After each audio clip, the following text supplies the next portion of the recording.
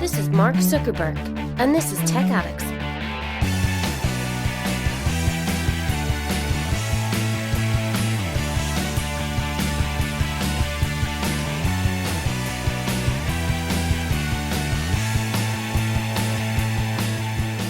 This week, the Black Shark 5, Xiaomi's new e-scooter, the Realme Pad Mini, the Vivo X Fold, Samsung's M8 smart monitor, hacks and fraudulent activities happening all over the show.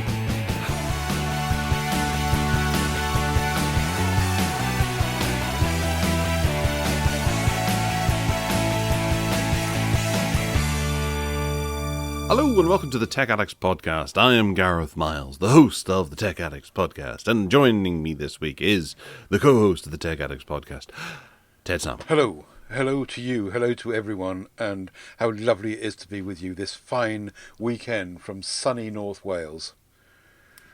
And sunny Northern Ireland as well. It's incredible. Still a bit nippy out, mind you. Yeah, it's a nice, cool, nice, and this is my perfect weather actually. So not rainy and not windy, but not too hot and a nice bit of sun. Lovely jubbly. Vitamin D in your skin. Oh, don't start about that. Vitamin D. Yeah. No, it's deceptive as well. You look out the window and think, oh, it's a cracker of a day. And you put on maybe a linen shirt and you dander outside and go, bugger me, it's cold. And have to run back in and put on your thermals and then go back out in your linen shirt. Indeed. You should wear your dressing gown everywhere. A smoking jacket, don't you know? That would be a cracker idea. I wouldn't mind a smoking jacket. Do you have a smoking jacket? No, I used to have one just for larks. I got one as a kind of prop. It was just quite good fun, but I didn't have one seriously. I don't think anyone's actually had one since about 1940, have they? I bet there is someone out there. You know, you get a lot of people who tend to sort of like to wear retro gear. You know, maybe grey slacks or something like that, and a cardigan and a trilby hat. You see those kind of trendy hipsters walking around wearing them. They probably have smoking jackets and things like that whenever they get home. Sorry to stereotype, but well, there you go. I'm sure you're right, and I'm sure that people with pots and pots of money, Lord Amherst of Chester probably has one and walks around his stately home in it. Yes, and stiletto heels as well. Just a round out and black fingernails. Was it black finger? That was the Mary Whitehouse Experience. He wore a smoking jacket and he would smoke his cigarettes in a weird way, like a Audrey Hepburn style extender. Oh right. Do you remember? It was Robert Smith was spoofing The Crow, was it, or something? Or oh no, it was. Oh God, he would always tell these stories about the things he got up to at the weekend in a smoking jacket with black fingernails, smoking a cigarette in a really peculiar, perverted way. Yeah, right. And he would talk about the things that he got, and he'd go, oh God, whenever he got really excited about it. Wow. I'd like to watch that again. That was a good show. Black fingernails reminds me of Freddie Mercury always. Because on the cover of Sheer House Attack, that's what he did. He was leading, allegedly leading the trend of one hand only with black fingernails painted. Right, okay. I kind of joined that as well, but not because of a fashion statement, but because I'm not really great with a hammer, and I have a bit of a black fingernail on my left hand. Yes. Yeah. All right. Well, let's jump into things. I suppose a good place to start is a tweet that I put out during the week. Friday proved to be somewhat of a stressful day for me. The Friday, the 31st of March. I got up in the morning out of bed and went and had my shower and got ready for work. And whilst I was eating my breakfast, I noticed there was a.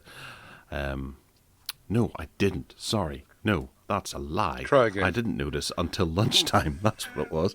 I got into my car and I drove to work. And I came out from work and I sat down in my car to check my phone because I can't take my phone into my place of work. That's just unprofessional. Unprofessional, I hear. And I looked at my phone and was like, I haven't got any messages at all over the course of this day. What gives? And I realised that my phone was still on Do Not Disturb. I don't know why, but it just was. Yeah. So I turned off Do Not Disturb and I got a slew of messages coming in. 2 of which were text messages from PayPal to say, you have made a payment of £63 to an online company called Gamer to Gamer. I was like, oh, have I? This is at 3:10 in the morning. And then I had another one as well saying you've made a payment of £74 to Gamer to Gamer. I went, oh my word, this is either some sort of racket coming through on text messages or there's something up. So I logged into PayPal to have a quick look. And sure enough, there were 6 unauthorized payments that I had apparently made at 3 o'clock in the morning to this website called Gamer to Gamer. That's your son. Well, that's what I initially thought, because, well, on the first case, what was he doing up at 3 o'clock in the morning? He would be in trouble for that because he's only 9. And also, my PayPal isn't sort of that easy to do. It's got two-factor authentication. I've had to install those sorts of things because he did buy things on Minecraft by mistake years ago. So I've just, learnt that way. Like whenever he used to just pick up the phone and hit random numbers and dialed some foreign country, and I got a bill for £180. You learn from these things, and you have to install security afterwards. So I went on to PayPal and raised a dispute on each of the individual purchases that were made that totaled well over £300. Mm-hmm. And I was sort of beside myself going, what have I done? What's happened? Have I been hacked? How's this happened? And thinking about every interaction that I've had over the last few days to see, have I inadvertently given out my PayPal password? No. Does that mean my password manager's been hacked? Has Google been hacked? What gives? What's happening here? How has this person got into my PayPal? There's a lot of, whenever you realize that when things get hacked, there's a lot of ways that can happen, because I got hacked on Facebook once before after I'd shut Facebook down.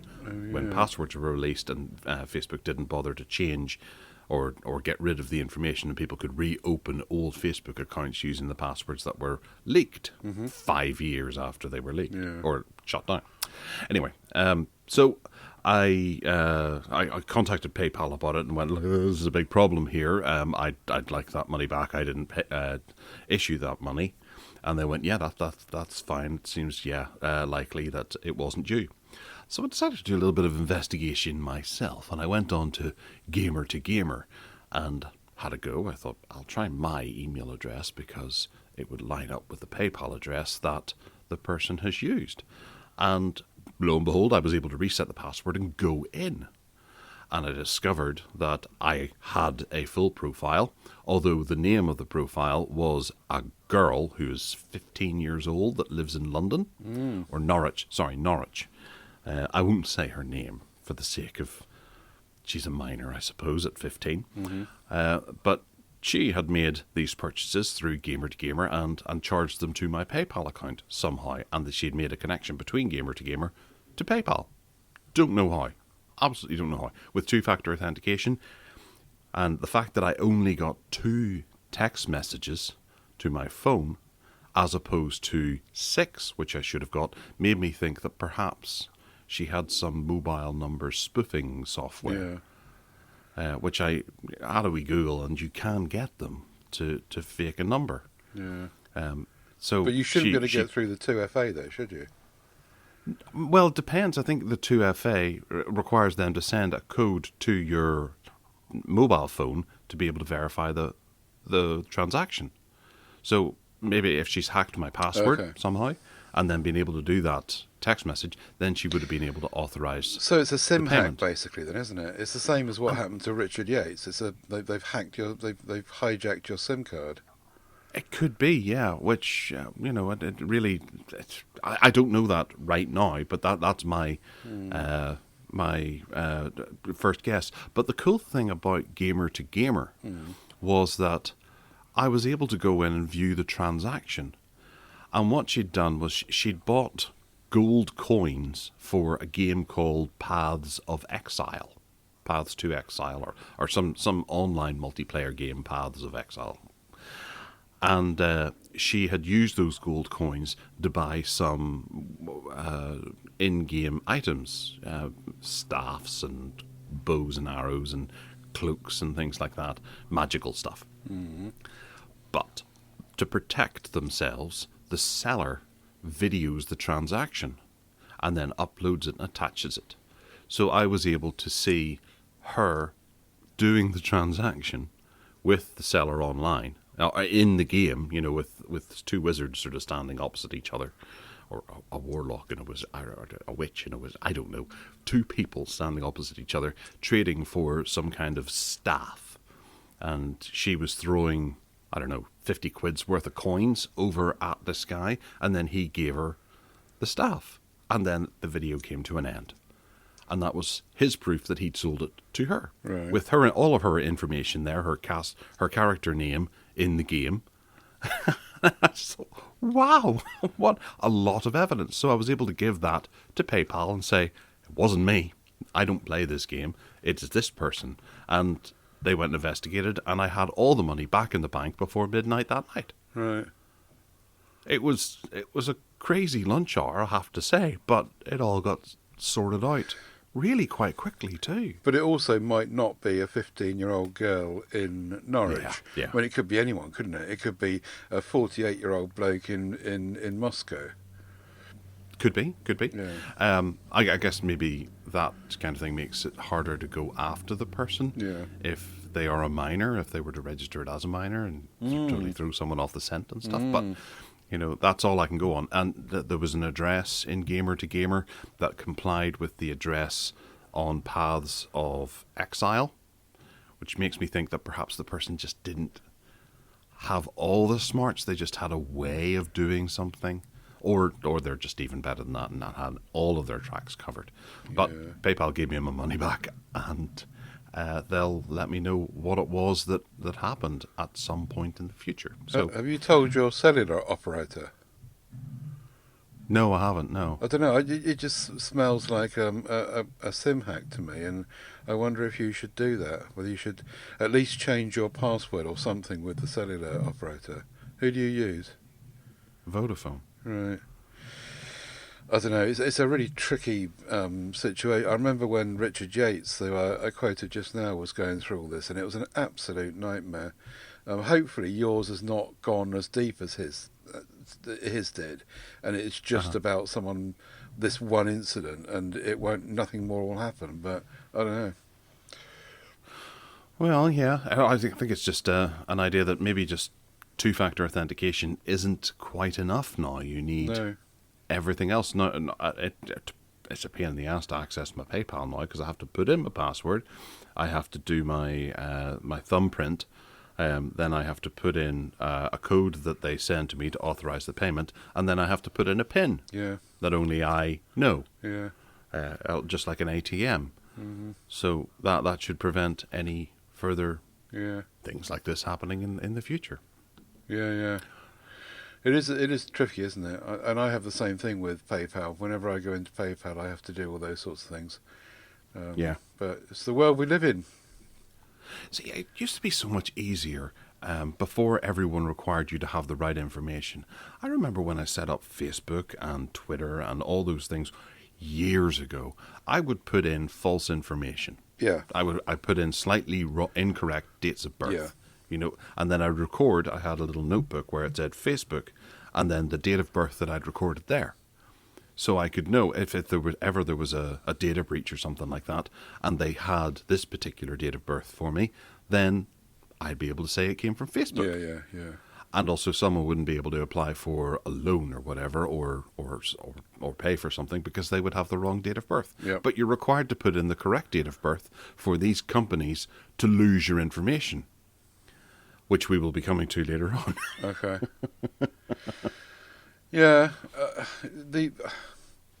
It's also like very difficult to open an email account, to start an email account without an existing email account. So if you go to let's go say mail.com or post.com and you want to open an email account, then they want you to have another email account to verify that email account too.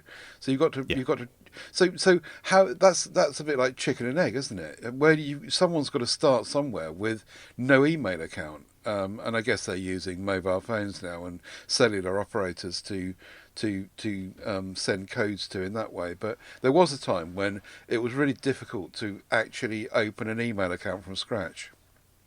Well, I think I heard yesterday that Yahoo require your mobile number to be able to open up an email account. Right. And you can use just a fake number, and I know there's services online that give you like a 10-minute email address or a 10-minute mobile number. Yeah. But that doesn't help you if you're in trouble this time next year and you've forgotten a password or something like that, and you need to get back into it. Yeah, that's right. Yeah, exactly. So, yeah, you're kind of damned if you do and damned if you don't. Yeah. And it's all in the name of security, of course, and we should feel better about that it's difficult for us to do, it's difficult for hackers to do, but it's just makes life complicated, doesn't it? Yeah, but whoever said life was simple? Yeah, just go back to letters on bits of paper and stamps and send all our communication to each other in the post. You kidding? First class stamp prices? Flip me. I have to remortgage the house to send the Christmas cards out. Blimey. Right, not that I send Christmas cards, of course. Very They're wise. a dumb thing. Yeah. Good for you. So, moving into the hardware stuff, because 10 minutes is enough to be rambling about my unfortunate life on the internet. Black Shark 5 Pro has arrived. Ted, Yay. should we be excited about this, or is it just another high-end flagship with nothing to offer? Well, the Black Shark devices are gamer devices, as we know, and they tend to be released in China first. This was the company that used to be on the back of Xiaomi, wasn't it? And now it's been bought by Tencent, or somebody else owns it, and the whole new Black Shark thing is a different thing. These are being released in China first, and just to give you some perspective on this, the Black Shark 4 Pro took nearly a year to get a global release after China release, which is a real shame. In fact, it was about a month ago or so that it's first started appearing for purchase in the West. Laying that aside, the Black Shark 5 looks like an interesting device with lots of bells and whistles and stuff. There's 3 of them being released. The Black Shark 5, the Black Shark 5 Pro, and the Black Shark 5 RS. And I don't quite understand what the RS is about, to be honest, because it seems to be a dumbed down version in some ways of the 5, whereas the Pro obviously is the kind of flagship. But I'm not quite sure why they bothered with this RS version, which has got... So it's like a light version? Yeah, I guess so. But in some ways it's better. And it's got for example, it's got a 3.5mm audio jack. And the camera, it's got a better macro camera than the vanilla version, and there's just little things like that are different about it. They're all AMOLED screens.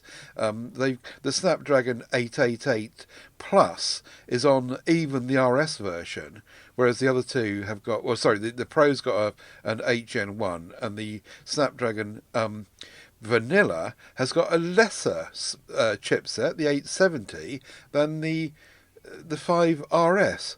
So to be honest, I'm a bit confused about the whole lineup here. I'm not quite sure what it's all about, but yeah, they're gaming devices. They've got these fancy buttons, trigger buttons on the corners, which is all good fun. They bounce in and out, and they're very clicky apparently. They work really nicely, and these devices are big devices, which are supposed to not get hot like they used to. They're supposed to have this special cooling stuff going on. I think that they're nice. They're big, hugely spec'd with loads of RAM and loads of storage and all the rest of it. And there's something unusual about the Pro, which is, you'll probably understand this more than I do, but the storage is split equally between an NVMe SSD and the usual UFS 3.1. So it's got 256 and 256 on each of those, on, for example, the 512GB model. So I'm not quite sure. Do you understand why that they would do that? Well, the NVMe is going to have a faster read-write performance to the disk than the UFS. Okay, so presumably they're saying that we'll ramp up the speed of gaming and use that storage bit to do it in. Yeah, right. Okay. So yeah, they look really nice. I've always fancied a Black Shark, and it'll be interesting to see what they do under this kind of new ownership. You fancy one? I do actually. I like the idea of those shoulder buttons. I always think the more buttons you have on a phone, the better I do like them. And it saves you having to go out and get some kind of add-on, like we'll be coming to later in the show, to turn this into more of a Switch style thing, whilst also increasing the footprint of the phone. I noticed that there's some optional accessories that you can get as well to plug in here, and there's a 30-watt charger and some headphones or earbuds, but there's a little clip-on fan as well to keep the phone cooler than normal, and there's even a rather swanky looking case with a big circle in the middle of it, and I think that's where this fan clicks into. Right. That'll protect it and keep it cool on the go. I think the ROG phone had that, didn't they? The Asus ROG phone had a big thing in the middle where you can clack a fan onto it. But I thought they were saying about this that you shouldn't need a fan because of the fancy stuff they've done behind the scenes. But obviously not if they're selling that accessory. I still find it absolutely amazing that there is so much dedication to gaming phones. I realize that the likes of Call of Duty Online and Fortnite and PUBG are very popular, but those are the three games that you have. That's pretty much it. That's what you're buying this for. Elsewhere on Android, unless you're going into emulation or something like that, there's not too much hot stuff there to attract a dedicated gaming phone. You know, most games, I would say for most people, are just a light distraction while they're waiting for someone who's shopping or something, or they're sitting waiting on a bus or a train, that kind of thing. So they'll maybe play cards or whatever, or some sort of little game that's easy to pick up and play, but not to sit there for a number of hours and really immerse themselves in. That's kind of what a Nintendo Switch is for, if anything, or the other ones, portable gaming. But, you know, to go out and have to shell out, what is it, £1,000 on a dedicated gaming phone that may not have even... No, it's not £1,000. They're quoting, even for the Pro version, €600, and the cheapest one is 470. So, yeah, even with the Snapdragon, Gen 1. Yeah, they're saying that €600 for that one. But of course, that's translated from Chinese pricing, so who knows what that might end up being. But the Black Shark phones have traditionally been well priced. The Black Shark 4 Pro is like under £500 now. I think it's out. The price is quite good, really. Yeah, well, there's no SD card access. That's one thing, and only the RS version has a 3.5mm headphone jack. That's right. So it is following some of the trends of the bigger flagships out there, but I just don't get. Maybe I'm missing something, and it's my ignorance toward gaming on mobile phones that I don't understand what the attraction is here for gamers. To carry on gaming. What am I missing? Kids. What are people playing? There's kids hanging about hanging about bus stops and hanging about coffee bars that just all sit in a little circle and get their gaming phones out. But shouldn't they be sitting there vandalising stuff instead? Being productive, causing the person behind the counter grief. Those were the days. Bullying them. 1970s and 80s. That was and football hooliganism. Yeah, that's what kids should be doing, not playing their phones. Oh dear. Yeah. Anyway, there you go. Well, if you want a taste of that, as I say, you can get the 4 Pro now, which is not that far removed, really. Good experience, and available even in like Amazon UK. Okay. All right, moving on to Xiaomi. From Black Shark, which kind of would be related, but it's not really anymore. Xiaomi has launched a new e-scooter, the Navi N65. This is a typical e-scooter that you might not see on the streets of the UK because there's very few places that these are actually legal, and where they are legal, they're not entirely useful because you can't drive from one town to the next with them. But yeah, you can use them on private property, of course, but not public streets. So everything we say here is more geared toward the countries that have these legal. I think there's a few in Europe that support them. Presumably, you're allowed to take them on the prom. Go down the beach and ride it along the prom. That's off road, isn't it? I can see kids having quite good fun with these. Even though they're not allowed on the roads. Well, I think that it is pretty much an outright ban, aside from a few town areas in England that have allowed them. That might be expanding, but I know that there was one big problem where you could. I think there was a hire place that was doing them, and they wanted to hire them so that people could zip into London and back, but they could get it done in one townland and then another townland, but then there was a big block of townlands that wouldn't allow it, so people had to go round them or drop them off, walk through that townland, and then get on one at another area. So because they couldn't legally use them. You still see kids out using them in the evenings and things like that. I drove past one the other day, and I knew for a fact that they are illegal in my current area. But this can do on one charge up to 40 miles. And they generally go quite fast. It's 16 miles an hour. So if you were to lose control of this and smash into a car, where does the fault lie? Zoom out into the road and things like that. It's a big problem, and there's no proper guidance created by the government. I think that 16 miles an hour can be hacked, though. Miles per hour can be hacked, because I'll tell you for why. Because I was pootling along on my 29 miles an hour moped the other day, and one of these things overtook me. And so there's no way that it was only doing 16. It actually overtook me on the road. So not only were they driving illegally, but they were. But it's a bit of a shame. And apparently, according to somebody in the MeWe group where I posted this story, it's a commerce decision because the councils are tied up with renting scooters out to people. They don't want people being allowed to just go and buy one. They want the kickback from these rental companies, and for it to make local money for people. I saw this film. We were talking about earlier, which has got a French title, which is called Zero F's Given. I won't say the middle word, but you know what it is. And she, the star of the show, was riding one of these. Now, she was in Portugal, and it looked really, really good fun. It looked like it was, and she was just using it to go from A to B, and it just looked like a great form of transport. Casual and quick and easy and eco-friendly and all the rest of it. I think the news here with this updated version, though, from Xiaomi is the 40 mile range. That's the news here. Yeah, it is. And I suppose whenever you point out the problems of having these on the road, it does sound like, well, it's primarily because no one has written any guidance for dealing with these.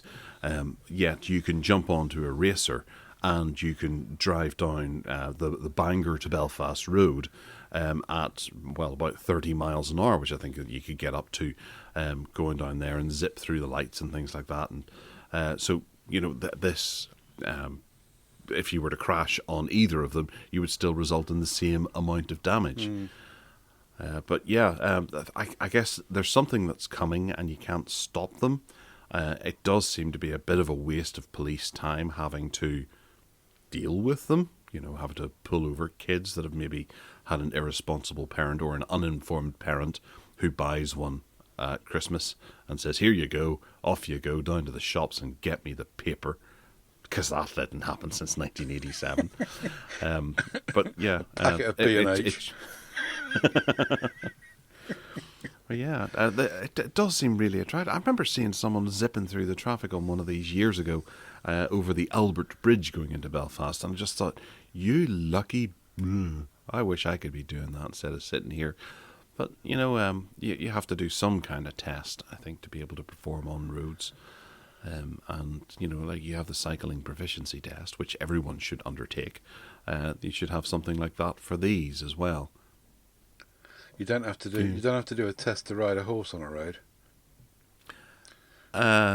No, you don't. Don't start me on that one. As they shit all over you. Sorry, whoops. Well, you have to clean up. There is a legal obligation to have to clean up. My daughter has a horse, and every time it craps, she's like, "Oh, I forgot a bag. I don't have a bag or a shovel. Oh, it's warm." And also, you talk about cycling proficiency tests and all that, but nobody has to do it. You can just go out and ride a bike and cause absolute chaos on the roads if you were so inclined. But it'll be bedlam if you sort of say you have to do a cycling proficiency test. Yeah. See that child over there, 10, that you just bought that bike for, needs to do a test. 4 years old. Has she done? Did she get 98% on proficiency? No. Stop her riding that trike. Absolutely. Don't take those stabilizers off until she's past level 2. Anyway, they look good fun. They do. And if you live in a European country apart from the UK, I'm sure you can have good fun with them. Well, yes. But instead, what you could have fun is with video games, because that seems to be what everybody's doing. Because the BBC are now reporting that the UK video games market is worth a record £7.16 billion. Wow. Which is crazy. That's a lot of money. I wonder how they work that out. I think they just counted the receipts from game. Yeah. Any money spent on gaming. Let me drill down and see what... Well, they would be collecting tax off of every purchase, so they should have a better idea. Yeah, I suppose so. Unless people buy it from abroad, of course. But Yeah. it's more of what you were saying earlier, really, isn't it? This whole gaming thing is just massive. It is. It's the new way that people are consuming movies, really. It is more like an interactive movie now, because they have big climactic set pieces and things that you would expect from a movie whenever you're playing the latest AAA game. And they get a lot of criticism for that as well, because games are a lot more like movies and trying to tell this epic story as opposed to focusing on the gameplay elements Right. that you would expect from a game where it's fun to play. Oh, they're blaming the pandemic for this. Well, not blaming, but they're attributing the pandemic for it. They're saying that while everyone was locked down, it really took off. And now that the pandemic has gone, ha ha ha, it's continued. Not at quite the same rate, but it's still continued to grow pretty steeply. And people are just into it. They've learned to use it and do it, like you and your son, and are really got stuck into it.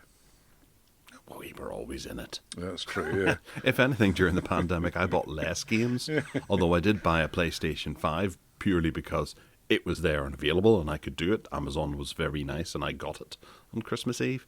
But see, since then, I haven't turned it on as often as I turned on the PS4. But then that was during the pandemic.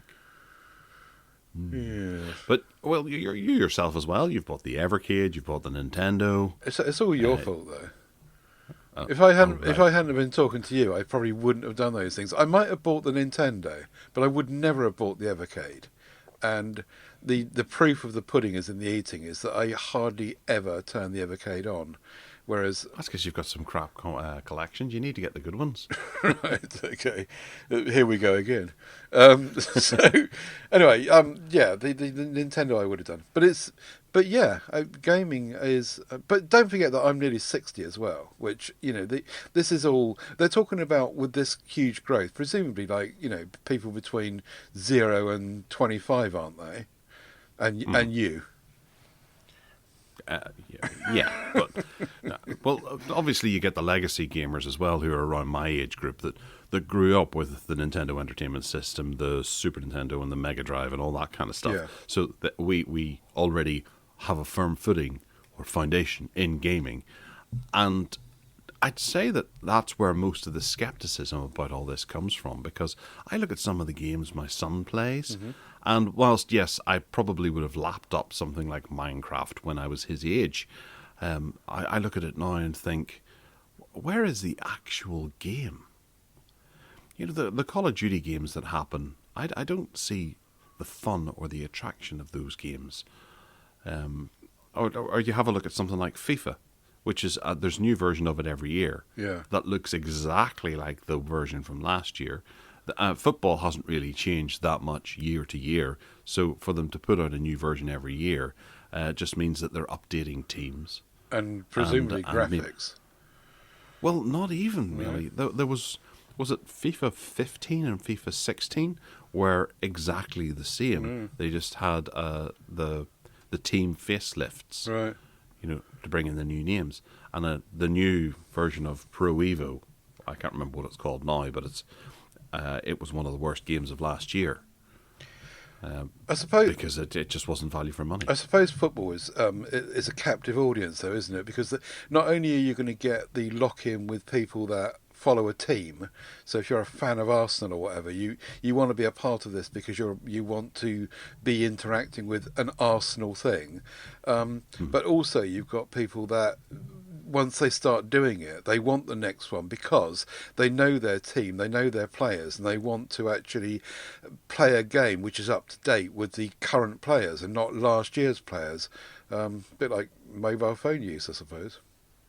Well, that's where the idea of DLC really sells. But instead, the company behind it, EA, have decided to sell a whole new product with the new team names and some, they push any graphical enhancements that they happen to have made, which can easily be done from DLC, where you can download new team names every year for a tenner.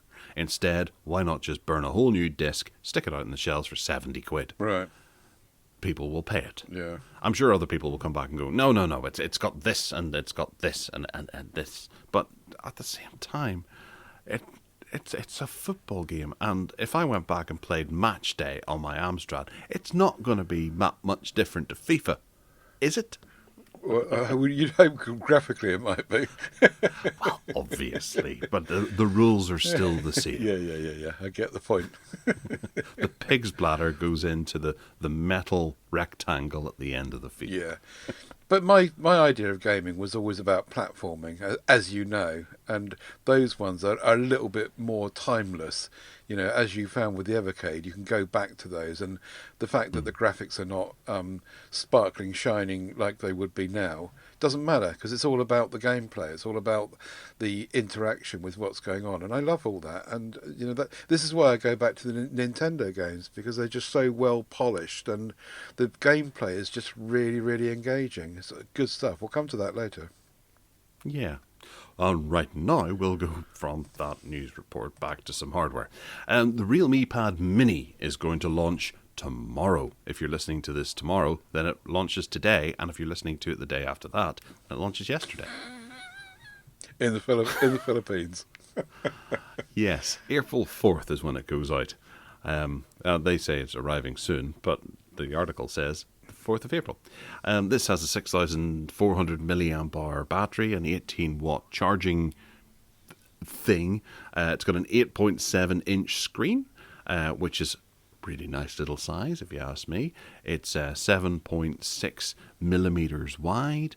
It has a powerful Unisoc T616 processor, and that's the same as the Nokia, isn't it? I got a feeling that the T20's got a Unisoc T616. I could be wrong, but I think it has. Okay. Well, it's running Android 11, and we'll be getting 12 at some point, I'd like to think. It doesn't actually say that. It says the bigger brother runs 12. Yeah. No, it will be getting. All right, okay. Gotcha. And the screen is an LCD screen, but I imagine that it's going to have a price that is quite low. I don't think we have pound pricage here, but we have Filipino currency, which is called. Come on, what is it? It's almost 100,000. Have you not got it yet? PHPs. Yeah. That's not a drug. That is just a GB pounds. How much is it? Come on, work it out. Come on, Google. Come on. £14.39. No, that can't be right. 990 PHPs is £14.39 apparently. 99,990. Oh, 99,000. Almost 100,000. 999,000. Right, okay. Convert. Right, £14,000. So the price of the Realme Mini is listed at PHP 99,990. Okay. The regular pad is just south of 11,000. Okay, so maybe they've put in an extra 9 there, so it's 9,900. And which in between will be about 140 quid, probably. Yes, 145 quid. You're quite right. Well, hey. The news here, though, I think personally, is that we don't see enough of these under 10-inch tablets. I think they're trying for the Apple Mini, the iPad Mini, aren't they? This is an 8.7-inch display, and I think that this is missing. This whole size is missing, except for iPad Mini, and they've got that sewn up. So I think this is a really nice size. My mum would go for this size. It's, she thinks that's you can hold it in one hand just about sort of thing, and it's like a giant phone really. And I think it's really nifty. Is this also the one that plugs into the? Yeah, I think it is. It's the one that plugs into the Realme Windows experience, isn't it? I think it is. It doesn't say that in this. I got a feeling it is though. But it looks really nice, doesn't it? Yeah. They did. They launched that whole thing. Yeah, with the TV and the laptop. Yeah. And you can it's like a DeX experience almost, but not quite. Yeah. But it plugs in. Yeah. But you've got to have Realme phone to make use of it, and a Realme software on the computer and all that kind of thing. But yeah, why not? Quite right. It looks pretty good. And it'd be nice to see that appearing over here at some stage in the future. Yeah. Because those kinds of tablets are always welcome. Indeed. So we also have the Vivo X Fold, which is possibly coming out around about the 11th of April. This is a rather nice folding device, as if you hadn't worked that out from the title of the actual product. Which we know nothing about. Yeah, there's not too much information on it. There's a trailer here that doesn't give too much information other than a good-looking butterfly type thing. But yeah, I'll be interested to see what we can expect from the Vivo X Fold. Have you managed to dig up any specs? The thing that the people in the know seem to be saying is that they're going to be likening it to an Oppo Find N, and that is been very, very well received by those who have got it for review. And it's a different folding device because it's kind of a hybrid between the Microsoft Duo and the Samsung Galaxy Fold. It's broader, and when it's folded up, it feels much more like a phone in your hand. But it's got a wider aspect, whereas the other ones, the Duo is very wide, and the Samsung is not wide enough. They reckon that the Find N has got the aesthetics right, and it's not too tall as well. So they've made it a bit wider, but a bit less tall in the hand. And yet, when you open it up, you get this screen, which allegedly, I've obviously not had one in hand. You can't see the fold in, whereas with the Samsung, you can see the fold. You just hold it to the right light, and you can see the fold. And I know that people say they're not bothered about it, and it doesn't matter, and you don't see it after a while, and I'm sure that's true. But it's better with the Find N not to have it there at all. So, if it is like the Find N, then I say good luck to them. And if it's a Vivo product, no doubt, if we ever see it over here, it'll be good and cheap. Yes, true. And the rumour mill suggests that this will have a 66-watt charger plus 50-watt wireless charging. It should be the 8-inch LTPO OLED screen with a QHD plus resolution, featuring the Snapdragon 8 Gen 1 processor inside it and an ultrasonic fingerprint scanner. Hurrah! So that's a fairly decent looking thing. Oh, we do have camera details as well. There's a 15 megapixel 1/1.5 main sensor, a 48 megapixel ultra wide, and a 12 megapixel 2x telephoto lens, and a 5x 8 megapixel periscope lens. Looking at the back of it, there's 4 lenses on there plus a little flash as well, and the Carl Zeiss logo on there too. So yeah, this is a good looking phone that actually might really attract people because of its size. Did you say what size of the screen did you say? Did you not? 8-inch LTPO. 8-inch OLED. So the what size is it? I think the Find X is a 7.1-inch screen. Is that right? Yeah, it's a 7.1-inch screen. It depends on the ratio though, because the ratio of the Find N is just different, and it depends what Vivo are going with the actual ratio of the screen. So Well, this does look somewhat square. does it? I can't see. I Yeah. can't see what you're looking at. So No, because this is an audio podcast. on other podcasts, dear listeners, hosts share links with each other, but no, not on this one. We I'm doing it now. come on, quick! People There. are waiting. Right, here we go. Okay, so yeah, you see, to me that is not like the Find N. It's if you look at a picture of the Find N, it's got a broader screen and it's not so tall. With this Vivo, they've tried to make it, when it's closed, look like a phone, and that's very much like the Samsung, as far as I'm concerned. Yeah. It would seem so. It's going to be interesting whenever this comes out, and I think there's all to play for when it comes to foldable devices, because we haven't seen people rushing out to buy them. Obviously, there's a big difference between people going out and buying electronics now and buying them 5 years ago, whenever people had money to burn. Now we don't. Instead, the gas companies are just burning our money. So the likes of this, it'll be a hard sell, but it hopefully the prices will be a nice attractive price for people to actually go out and make an informed decision.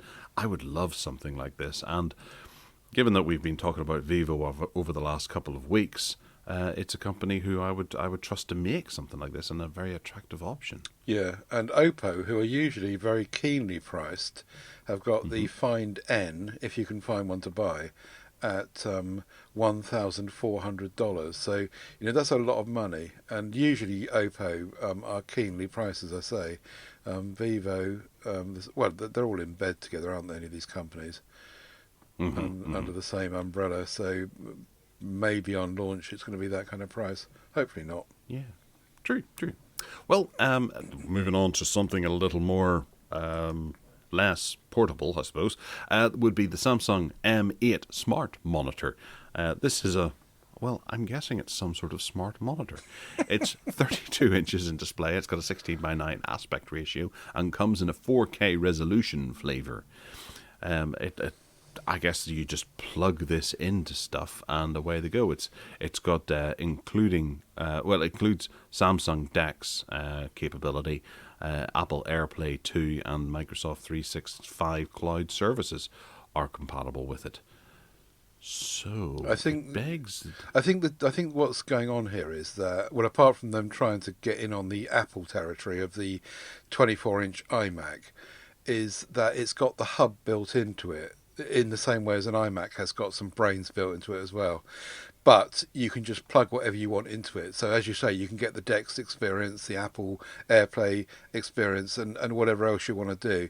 And all the brains are inside it. But it's also a dumb monitor in a sense, because you can have them littered around for hot desking and that sort of thing. And stick your mouse and keyboard there for people to plug stuff into. But being Samsung, of course, they're focused on the whole DeX experience. Looks quite interesting, I think. It does indeed, yeah. It's a nice looking thing. It should be nice to be able to have a computer system that doesn't require large lumps of hardware. Yep. That's the end of that one then. True. So April will see iPhones no longer getting repaired that have been lost or stolen. Oh, I couldn't understand this. I hope you can understand this.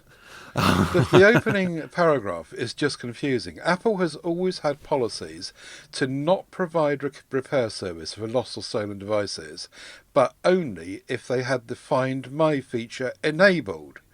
Now the company will also deny iPhone repairs if the device is reported lost or stolen and it's in the GSMA device registry. And there's so many double negatives going on. So what they're saying is that they previously wouldn't repair devices if they had the Find My feature enabled. which means if you didn't have the Find My feature enabled, they would repair a device that was lost or stolen. I just don't get it. I can't get my head around what they're saying here. Yeah, well, having read over it, I just thought that it had to have the Find My, which means it's been set up and added to an account. So if you hadn't set that up, they wouldn't repair it. But you're saying it's the other way round. Wow, that's how it reads to me. I don't understand. I just don't understand what you've got to do to. Well, it actually it doesn't matter anymore, because what they're saying is that whether you've used Find My or not Find My, every Apple device you've got out there is going to be in the GSMA device registry, and whatever happened before about maybe getting it repaired if it had been lost or stolen, if it's in the registry from now on, it just won't, whether or not it's complicated by this Find My on or off thingy. And I think that's a good thing. Is that, you know, I suppose people all come unstuck when they get a phone hacked or something, and you've suddenly got this £1,200 phone that you can't do anything with because Apple have blocked it. So there are kind of downsides to it. I don't know. Well, I figured that's why you hear of less phone snatching these days, because the likes of what they've installed here means that you can basically brick the device from anyone else who's trying to do anything with it. So both Google and Android, or Apple, both provide these services, and then you can flag it up. This has been stolen, and it'll be taken off. So I imagine that you couldn't really do anything with it at all. Maybe the person might be able to jailbreak it, but from what I understood, that the amount of people who are having their phone nicked was on the decline. Is it on the increase? I was just see, my point of reference is Android, obviously, and not iPhone, so I'm a bit lost on this. But I was just Find My device. I've just opened it up on my Pixel 5, and I've never used it. I've not registered it. Continue as Ted. I've got to put my password in. Presumably, this is the same system. It's even called Find My. So I guess is that universal amongst all OSs? I didn't know it was. But I used to register this, but I don't bother these days. Well, I did it. Well, Android has a similar one, so I just figured that you could do something like that through it. But I'm just reading some of the follow-up things that people have mentioned, and they're saying that eBay is full of blacklisted iPhones where ants buy them outside the country, and sell them outside the country where they work perfectly fine. So they're only blacklisted within the country. So you could flog it to, well, if we're in Europe or in the UK, we could flog it to China, and they should be able to re-register it there. Right. So perhaps that's one of the things. I've just now opened up this Find My device thingy, and the choices of devices include ones that I was not using. I've not used for donkeys. I'm wondering if this software is just out of date. It's now found my Galaxy S20, but that's not turned on. It's actually turned off the S20 FE. The Fairphone 4 is in the list, and that's gone back to PR. The Sony Xperia 1 Mark III's gone back to PR, and the Pixel 5, which is actually the phone I'm doing this on, is nowhere to be. Oh yes, it is. That is in the. So anyway, the point I was making was that I'd completely forgotten about that Find My thingy, and I don't use it anyway, which means I wonder if I sent my Pixel back to Google, they wouldn't repair it or something. I don't know. Okay, right, okay. Yes, I don't know. Yeah, because whenever you do a factory reset, it won't remove it from your account, because obviously reviewing phones and things, we have this a lot. I remember it was a problem with YouTube Music, or before it was Play Music, and you could only remove four or five devices from your profile every year. Yeah, that was terrible. And at the time, I wasn't able to use it for a time. But, it is useful, because it works in with Google Home as well, because you can say, Find My device. And can you? It'll... Yeah, my wife uses it all the time. Okay. Oh, you mean as in you don't know where your phone is? Right, okay. Yeah. I think this is... I'd forgotten all about Find My. I suppose I should use it, really. Yeah, you should. It's really handy. Oops. Oh, right, okay. I'll Anyway. I'll vow to do it from now on. So now we've cleaned that story up, and there's nothing else to talk about. We've covered every nook and cranny of that story. We're going to move on to the next one. Yes, replaceable batteries could be coming back to phones if the European Union has its way. What? I thought this was quite fantastic.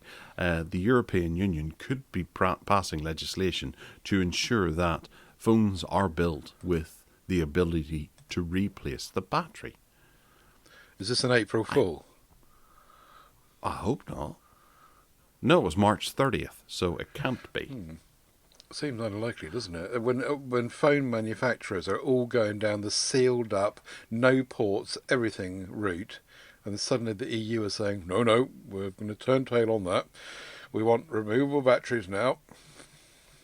Well, I was having a look at some of the ones that I have in my display cabinet that have all fallen over and they're covered in dust and I haven't really dealt with in a while. And I was thinking that some of these I can't open, so I can't see what state the battery is in. Maybe they're swelling a little. And I had a look at one of my old Palms and noticed that, yes, it has swollen somewhat. Really? And the casing has moved. Oh dear. But it's one that I think I picked it up for £2 or £3 off eBay one day, and they said it wasn't working, so I thought maybe they just don't know how to use it. And it got sent to me, and I plugged it in, and yeah, it doesn't work. But I put it up there beside a similar device. But the battery has swollen in it. And it makes me think that the amount of devices that are out there that might be lying in the bottom of a drawer could be a bit of a health hazard if they were to suddenly rupture and explode and burst into flames, as we have seen from devices in the past. Do you really think, though, that this is going to make people suddenly get all eco-friendly in a Fairphone type way and say, they've had a phone for 2 years, then the next fancy phone comes along, it's still going to end up in the bottom of your drawer and you're going to be on to the next one, unless they say, like they've done with chargers in boxes, right, we're not going to give you a new battery now. We'll provide you with a new phone, no battery in it. You provide your own from your last device. Oh, well, yeah, that's true. That could happen. And that probably is a likely candidate further on down the way. It's preposterous, yes. But they're likening this to other things as well. In the article, they refer to a particular type of Philips shaver, razory type thing, which features a built-in battery. Yeah. And this would be another one where people have complained that you can't open it to remove and replace the built-in rechargeable battery. Right. So perhaps they're going to make it a law going forward that everything should have a replaceable battery because, batteries can go faulty and it's much easier for a company to replace a battery than it is for them to replace the whole device. I thought the emphasis of this whole move was about eco-friendliness now, about making sure people don't throw their devices away because the battery...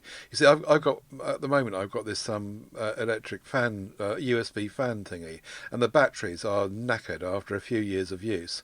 And I face throwing the whole fan away in order to buy a new fan. And I thought this was more about that. It's like stopping people putting plastic in the sea and stuff. Yeah, but you have to remember that the government's main policy is to protect people. Okay, and that it protects the environment, yes, that's one argument. But they're also designed to be able to protect people from losing their money, being scammed and things like that. That's why we have them. And this is the kind of thing that it can help the customer in the long run, and the government should be actively doing something to help people, regular people. I know it doesn't seem like that at most of the time, where everything is just taking more money off you, but where they can implement a new policy that could end up being worse down the line for us whenever you say about the idea that, say, a manufacturer is no longer going to include headphones, charger, and a battery in the boxing of your phone. You have to buy it separately, but it also opens up the opportunity. You could buy a different battery. You don't have to buy it from Apple. You could buy a larger capacity one from Apple. There's options down the way. Like in the old days. Like in the old days, yes. Whenever people's houses didn't burn down. But yeah, you could get back in the day with Nokia, Symbian era. You could buy batteries from who you liked, and we did. We sometimes you get a cheaper battery and give it a go. Yeah. And it's entirely possible that you could be buying a cheaper battery from a less reliable source and end up burning your house down anyway. Yeah. But at least that way, it's on you. Yeah. Anyway, yeah, I'm all for modular devices, and I would be up for this definitely. Yeah. No, I think it's a good idea. It does mean that they'll have to redesign everything, but they do that every time. And the amount of money that you're paying for something, you'd like to think that you'd be able to take the battery out and it'll still be okay to work in 10 years' time when you put the battery back in again, if you want to preserve something. Indeed, yes. True. Okay, moving into Flap Your Trap about an app.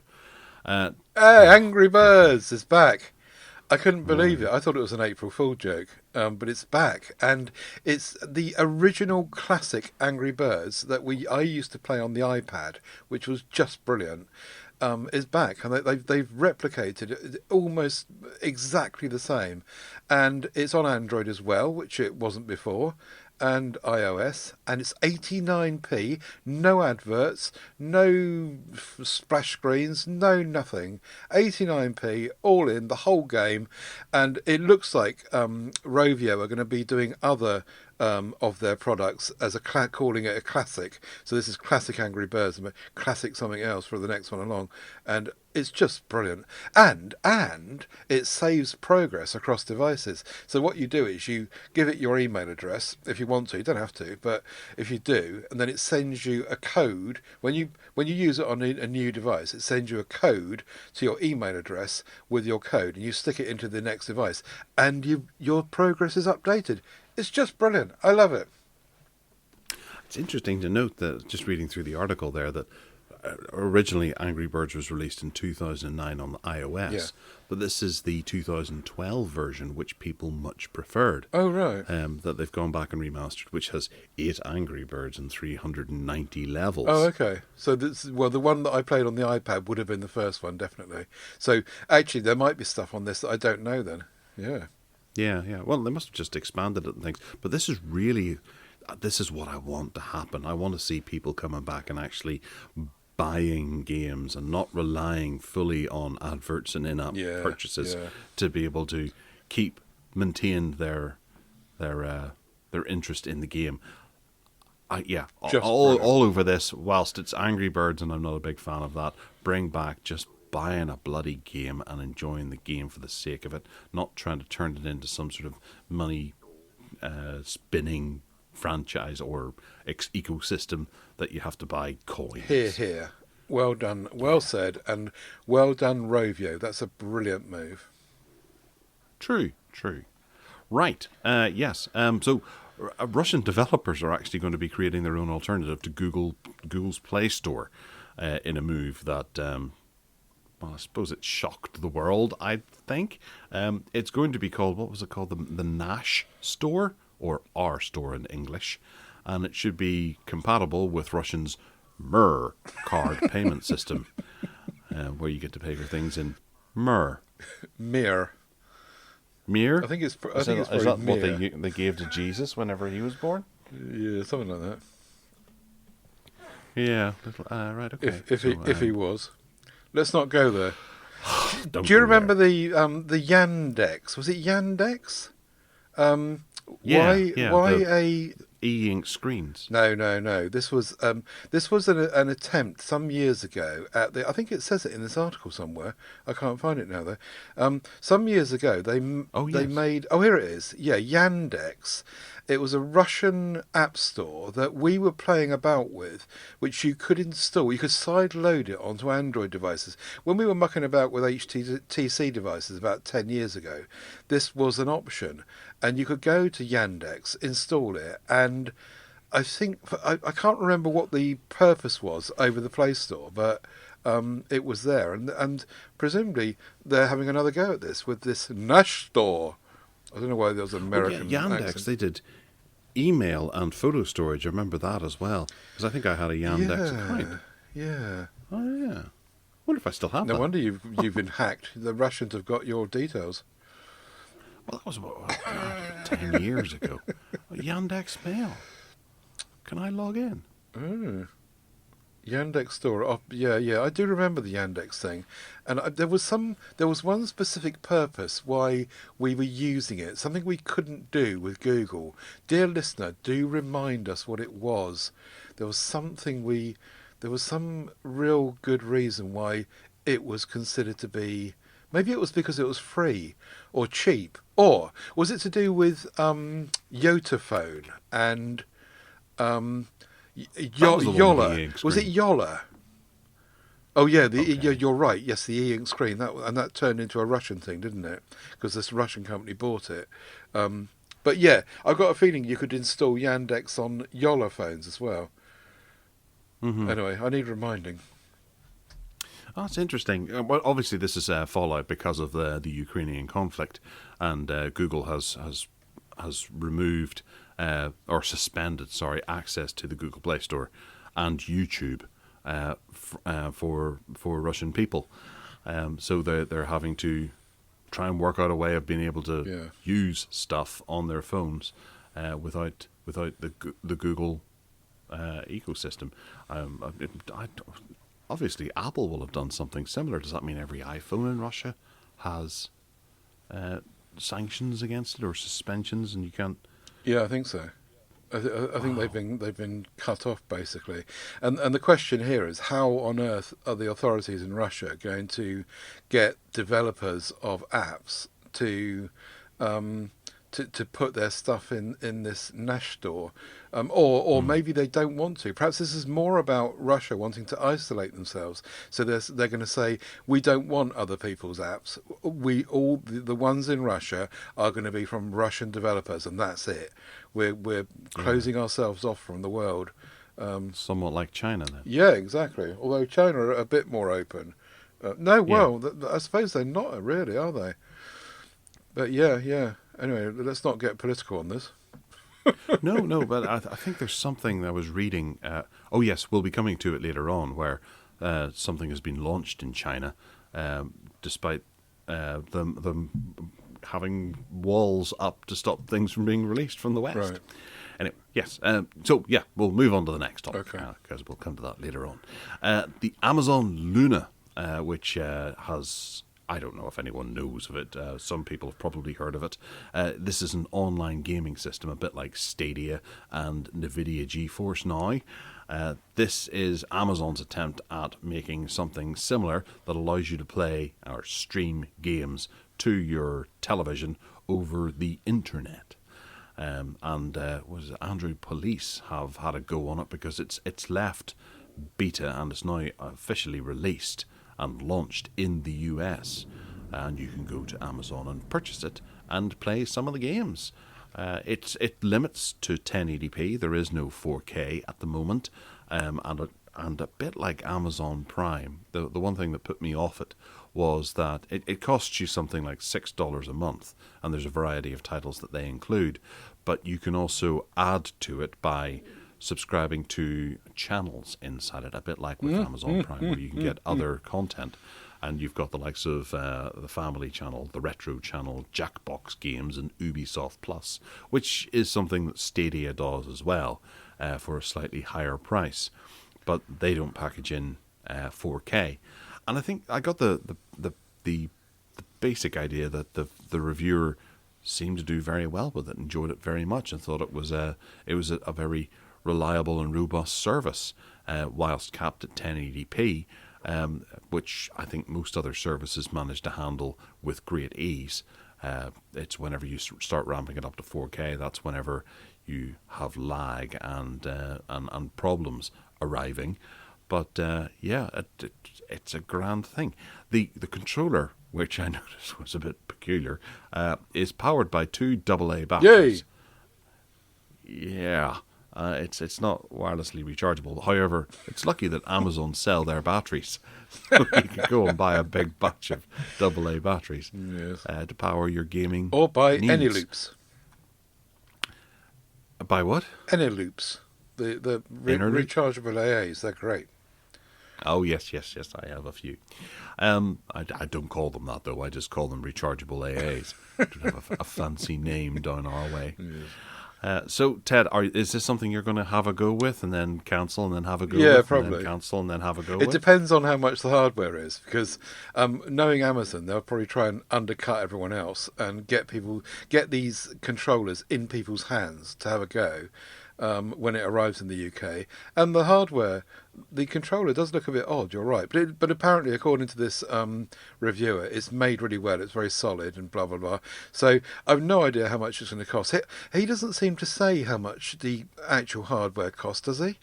I didn't see that in the No, the I didn't notice no, that either. but I'm guessing. I didn't look for it either. I'm guessing if they're going to lock you into, Prime or whatever, I'm guessing that the hardware will probably cost about 30 quid or something like that. I think that if they pitch it at 30 quid, then they'll get many more people buying it than if it's at 50 or 60 quid. So that's where I think it should be pitched, and it looks like could be quite good fun. We're all on Amazon Prime anyway. Well, most of us are. And, a lot of this free content will just be included as soon as you get the controller. Yeah. And, yes, I think the answer to your question is yes, I'll have a go. I do wonder if they'll be launching apps for the likes of Roku or Android TV to be able to capture that. Or is it going to be a fully Fire Stick or Fire Box or Fire Amazon plug-in system only? Oh, I see. So you'd need some hardware in that respect as well. Yeah. It won't just work on your telly.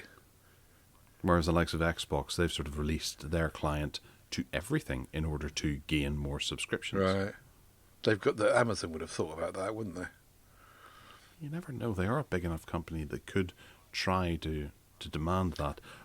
What is it? The Glass TV. Yeah. Good grief. That seems like an absolute disaster, doesn't it? Amazon going their own way and collapsing the project in about 10 minutes. Yeah. And they would lose nothing from this.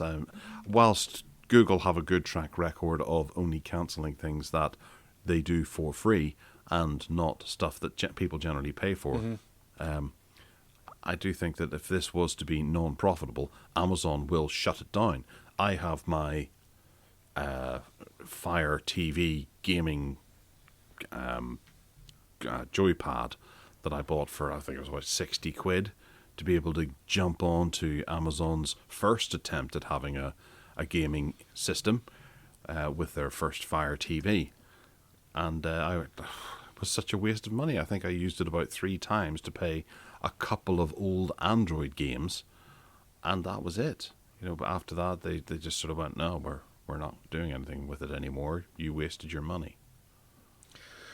Yeah, I suppose in that, as we've said before, with Google, you do tend to think that if you're paying, they'll keep it. As we proved before with like the media, the films that I bought like 15 years ago, or at least 10 years ago, they're still there and I can still access them. And they do look after things that people have paid for, you're right. All right, so Windows 11 is no longer the most popular version of Windows. What? I believe. That's what I took from this article. Ted, is it not now Windows 10 21H2 is the most popular build of Windows currently in circulation? That's because there's just so many people that are still on Windows 10, and a huge amount of them. The reason being is because they can't, like me, I can't readily switch to Windows 11. I would switch to Windows 11 on the desktop that I'm using right now, but it's such a bloomin' faff to replace the motherboard and the RAM and all that claptrap. I just can't be bothered. So that's going to include lots of people that are not able to do it.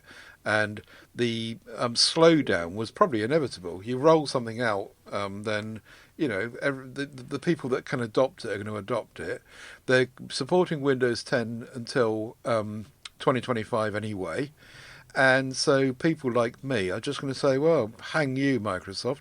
I'll just stick in there and hope that before then something's done about the fact that you won't let me run it on my machine, which is a fast gaming machine, and there's no reason on earth why Windows 11 wouldn't run on it, you gits. Get it out of you there, Ted. I'm sure Microsoft are listening going, oh, flip, I better rethink this. We don't have Ted. Yeah, well, there's one other thing to think about as well, and that is I would love to know, the number of people that have been on Windows 11 and moved back to Windows 10, because there's always that area of it. But crucially, because yesterday I was sitting in the car looking through my phone, and I thought it occurred to me about the people who mine Bitcoin. And they've got these rigs all set up in their houses where they're using graphics cards to be able to mine it. And there's a level of profitability in Bitcoin where you have to match the amount of power you're using with the amount of Bitcoin that you're mining. And there's calculators you can go online to say what you're paying per kilowatt hour compared to the amount of Bitcoin and your hardware factors into it, and the amount of, what is it, MHSs or something, or whatever it is, the amount of Bitcoin that you're producing, and then it sort of calculates as to whether or not you're going to make a profit or a loss. And given that the electricity rates have just changed, especially in England, they've gone up by 50-odd%, will Bitcoin mining then fall away? Will people stop doing it who have been doing it because it's no longer profitable? And that could actually cause a big rift in the whole Bitcoin value. Because I think it's sitting at about £39,000 worth, is one Bitcoin. So you're mining partial ones, or you're mining other ones, and then being able to build them up to be able to buy a Bitcoin, and then that gives you 39 grand. So I was thinking about that, and the whole idea that will Bitcoin miners who are located in around Europe in general, will they now go, oh, I can't afford to do Bitcoin anymore? What are they going to do next? You know, what's the next big racket that they're going to get into? Not that Bitcoin mining is a racket, just the next thing. Are we going to see a whole load of graphics cards hitting eBay now because people can't mine anymore because it's too expensive? So in doing that, I went down a bunch of different forums and things. I was looking on Reddit and places, and I noticed that quite a lot of people were saying that Windows 11 doesn't play nicely with some of the miner software that they had. Yeah. So they have to move back to Windows 10. Yeah. And there was quite a lot of people saying this, and it made me think, whenever I was reading this, they were the first ones I thought of going, and that's why I suggested that Windows 11, it's not growing as much as it used to. And I'm thinking that, you know, there's probably other factors as well. Maybe gaming's not quite as good on Windows 11 as it was on Windows 10, or you better the devil you know whenever you have Windows 10. But there's miners out there who have moved over to Windows 11 and tried to do it there, but there's something going on that happens to be with Windows signatures in Defender, not trusting mining software because it's seen as it's an exploit that other people have used, and they've installed it in other people's computers around the world without them knowing. So I think that actually could be on the up now I think about it. You know, you start getting people installing it on your computer without you knowing, and using your electricity to mine part of a Bitcoin. Watch out for that then, folks. But yeah, so there are a large portion of people who are moving back to Windows 11. 10. Or moving back to Windows 10 from Windows 11. Maybe they're just not getting on with it as well. Maybe they prefer the way Windows 10 was. Yeah, there's something about the familiarity thing, but I'm not sure that the average person on the street would know how to return back to 10. You know, so it's not probably a trivial process. I haven't looked into it, but I'm sure it's you might well have to wipe the machine and start again, I suppose. But the interesting thing about this infographic is that 19% of of Windows users are using Windows 11, and that's slowed down very much, as the article says. And so that makes over 80% of Windows users are still on Windows 10. I like Windows 11, and I would have it. I would. There's nothing that I've found with Windows 11, because I've got it on my laptop, which I can't do, or is a problem, or whatever. I like the aesthetics of it, and I would jump if I could, but they're just making it really difficult. Yeah, yeah. Interestingly, I don't think there's any mention of Windows 8 in here. No, nor Windows. There are still people on Windows 8. Well, nor Windows 7. True. Or Vista. The laptop I have beside me here is actually Vista. It was nice to turn it on and hear the jingle as it opens up to Vista. Lovely. Talking of which, Windows 1, do you remember that? I do, yes. I wonder what percentage are on Windows Yeah. 1. There is someone out there using it because they found an Easter egg. Ted, I'll let you tell people the excitement of the Easter It's egg. just quite funny. You have to look at the Twitter link in the middle of the article here, which has a rolling video of this screenshot of someone still using Windows 1, and they found 37 years after release an Easter egg that the developers have put in there. 1985 it came out. And it's really simple. It's just a list of the developers, and apparently looking at some of the kind of background to what how Easter eggs started, and what they were allowed and not allowed to do. It's an interesting little bit of history which I didn't know, where developers put credits in their games, but they weren't allowed to be seen to be doing it, so they put them in secret places, in places where Microsoft presumably didn't know they were there. There's one where someone put it inside a secret room, and you had to kind of work out how to get there to see it. Not that you'd want to see it. It's just a list of. But developers were saying, "Well, I want my name on it," and the big houses wouldn't let them do it. So they just found a back door to do it in. But yeah, it's just a bit of fun, and it's taken a long time for someone to find it. Yeah. The Easter eggs are fun. They are, and it's lovely to see that they happen back there with Windows 1, which people never really think about anymore. I think it was Windows 3 was the one that first became popular. That was before Windows 95, wasn't it?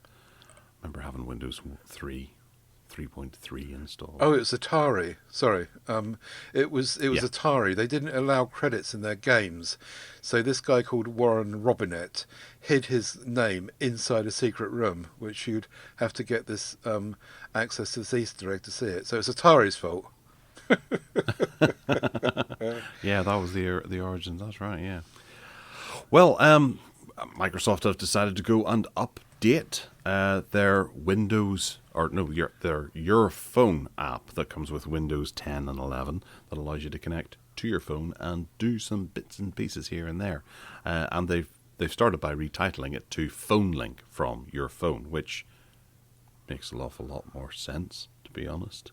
Yeah. I didn't like talking about your phone. It wasn't a natural thing to say. Open up your phone. No, okay, I've got my phone here. No, the app, Your Phone. What? It's a bit like Ready 4, isn't it? It's a stupid Yeah, title.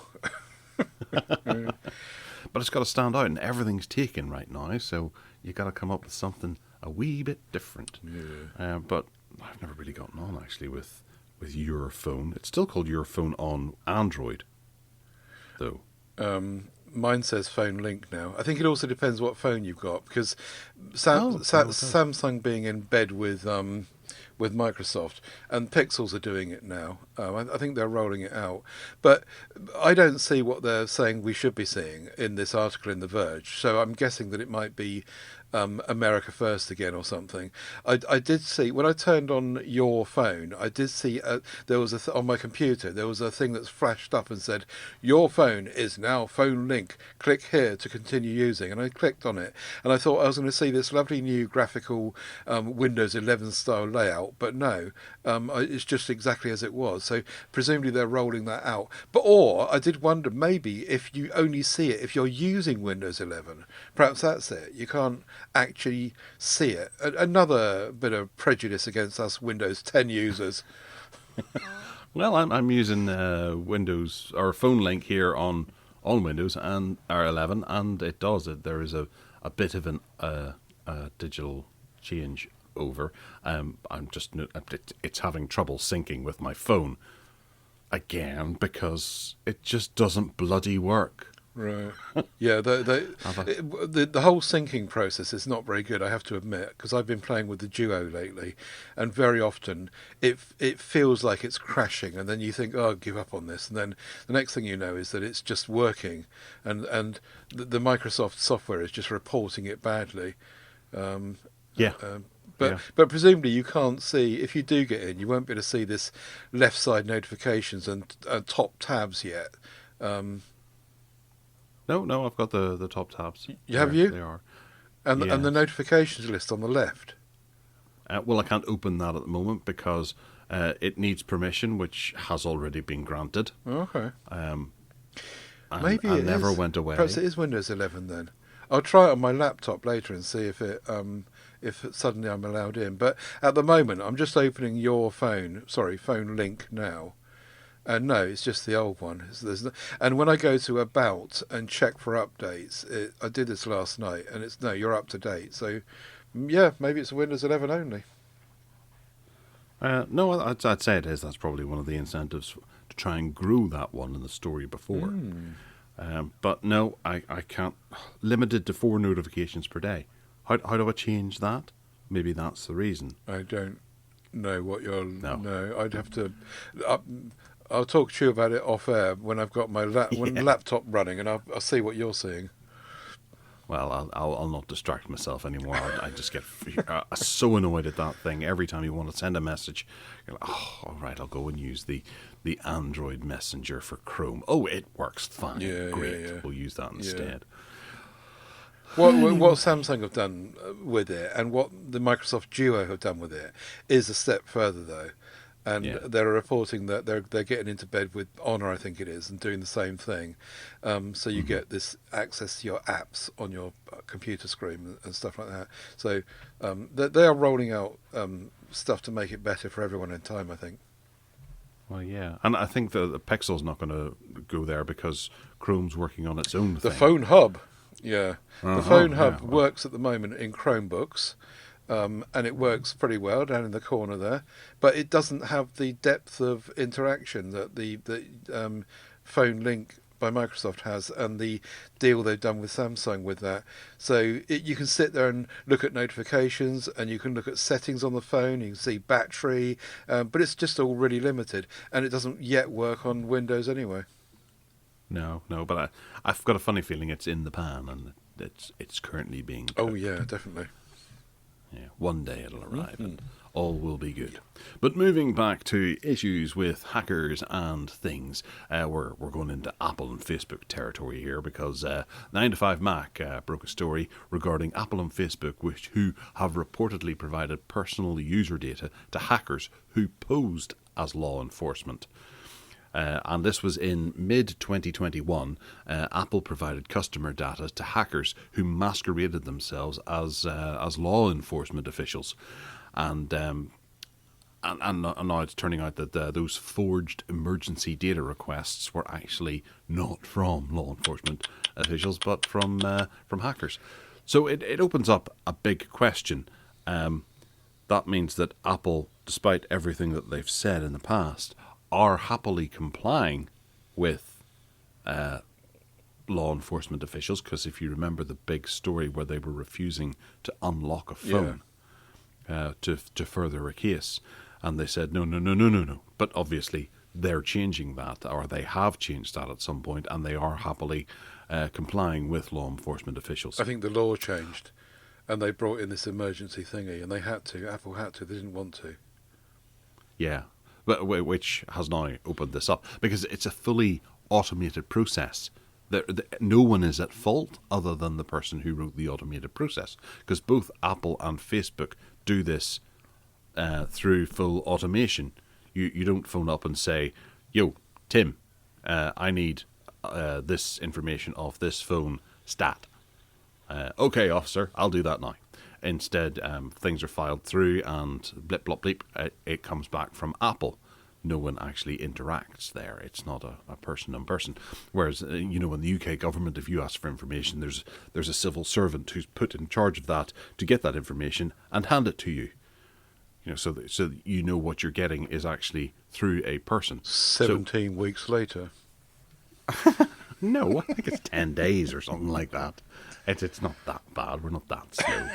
They are. The European, the government is not that slow. But yeah, it opens up all these questions. It's just how many times has this happened? Whose information was handed over? How did they make this mistake? It's crazy. Yeah, and there seems to be two levels reading this article of reporting. There's the urgent or emergency measure, which the automated system, it seems to be in place to provide as long as a certain criteria has been met.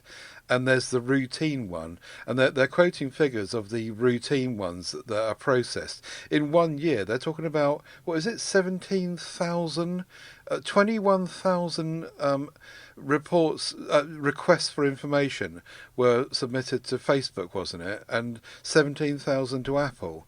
And those are the ones that are not automated, but they presumably do have some say over those as to whether they cough up the information on those ones. But these emergency ones, the ones they're talking about here, and the ones that I think you're talking about is where the automation comes in, isn't it?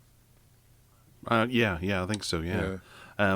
It is primarily Apple here that people are shaking their heads at, because Apple are quite good about it, and they've said in the past that they won't do this easily. Whereas Facebook, you just imagine that they're a bit pissed off because they didn't get paid to give over that information. Someone's managed to get that out of them for free. Snapchat also received forged legal requests as well from hackers, but it's at this point it's unclear as to whether or not they provided the information, which I think is a bit worrying that Snapchat didn't turn around and go, absolutely not. They're probably going, let's dress this up somehow. Yeah. It's tricky, isn't it? Because on one side you want to say privacy is privacy and let's protect people's data, but on the other hand, they will argue about national security and being able to get to, because if you provide a completely locked system, then people being naughty and to the country and what have you will use that system to pass information around. So it's really a difficult one. I'm glad I'm not in charge of those kind of rules. well, they're hiring Ted. You're not going to go for that job now. It only pays $300,000 a year. Well, now you mentioned that. Well, you can only hope that this is going to force something in the US. Obviously, here in the UK and in Europe, we have GDPR, which means that action can be taken and a severe fine of about, $1,000 will be issued against Facebook, to which they will laugh and just carry on handling things the way they handle them. So, the US should have some sort of similar thing to really hammer it home for companies to really be careful with people's data. Mm-hmm. They have a responsibility. I'm not going to get on my high horse, but yeah. Including Facebook. Facebook, indeed. Facebook has a bit of a bug, and it's been running for the last 6 months, that instead of removing posts that contained nudity, you can understand that's okay, violence and misinformation or fake news and things like that, it actually accidentally promoted it instead, which is crazy. They identified the issue back in October, but they've only just resolved the bug now. So it's been 6 months that pictures of people's genitals have been thrust into the face of Facebook users the world around. Right. That might not be quite accurate of what happened here, but I'd say that the likes of fake news and things like that on Facebook is really a big problem, especially going through the pandemic, and you have news of medications that people think that you should be taking to prevent COVID, like drinking bleach or horse medicine and things like that, hasn't been taken away from people, hasn't been subdued and removed as quickly. In fact, it's been promoted Yeah, instead. this seems to be promoted posts only, so it's not like everywhere. It's just in these promoted posts. Now, I don't use Facebook, but I am aware of how promoted posts work in Twitter, for example, and Yeah. they will be pushed in there. And so this nudity, violence, and misinformation, what they're saying is, I mean, I don't know. Do you use Facebook? Have you seen any of this? No. No, I haven't. I do know some folks who have, and how misinformed they can end up being after some of the posts have been consumed. Have they said anything about the nudity? No, no one complains No, about I bet that. they wouldn't. Yeah, perhaps the violence is accepted as just the day. This is what we're doing now. Misinformation would just play straight into the hands of Donald Trump, won't it? So that fake news everywhere, and Facebook are perhaps. I wonder if Donald Trump's on the board of Facebook now. No, he's not. It's Nick Clegg. Oh yeah, even worse. No, let's not go there. Well, you know, I guess it's Facebook that this has happened to. It hasn't happened to Donald Trump's to his new social network. So obviously we can't comment on Donald Is that Trump still and any going? comments that you made. I think so. Is it? Yeah. I thought they were Maybe you having. got the bill last month and shut it down. I thought they were having trouble, and that there was something I can't remember, and then it went out of the news. I should really? look it up. Oh, okay. It's the Truth Network, isn't it? Yeah. Well, while you're doing that, I'll rabbit on about this. Google Play Store has a policy change, and it means that you won't be able to buy Audible or Barnes yeah. Noble's books using an Android device. This affects me. It does. Yeah, because well, actually, it doesn't, because I always buy my I always buy my Google Play books and Kindle books and Kindle audio. Oh, sorry, Audible books via their websites, and that won't change. So this will only affect people that buy stuff actually inside the phone, which, as we said earlier, is probably lots of people now, because young people are just going mobile with everything. But if you still go to the website, or audible.com in my case, you can still buy it without any problem. What Google Play Store are saying is that they want their cut, basically, and you have to give them their, whatever it is, 30% or whatever it is, on each of the sales that go through the Play Store.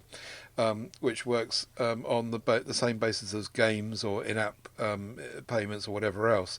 But there is a workaround where you can buy token thingies. What are they called?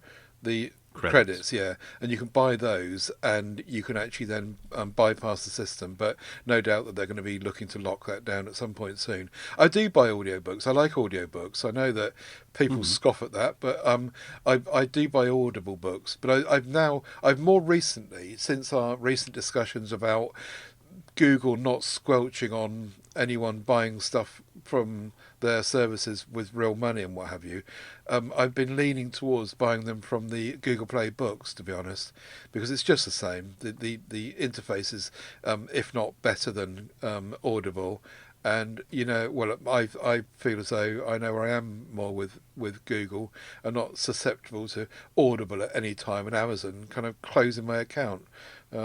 Which is better. Anyway, so this is about the 30% thingy, and they're trying to close down the channel for people. Yeah. Well, it's understandable, and as long as it doesn't affect customers being able to buy stuff, they can do what they like.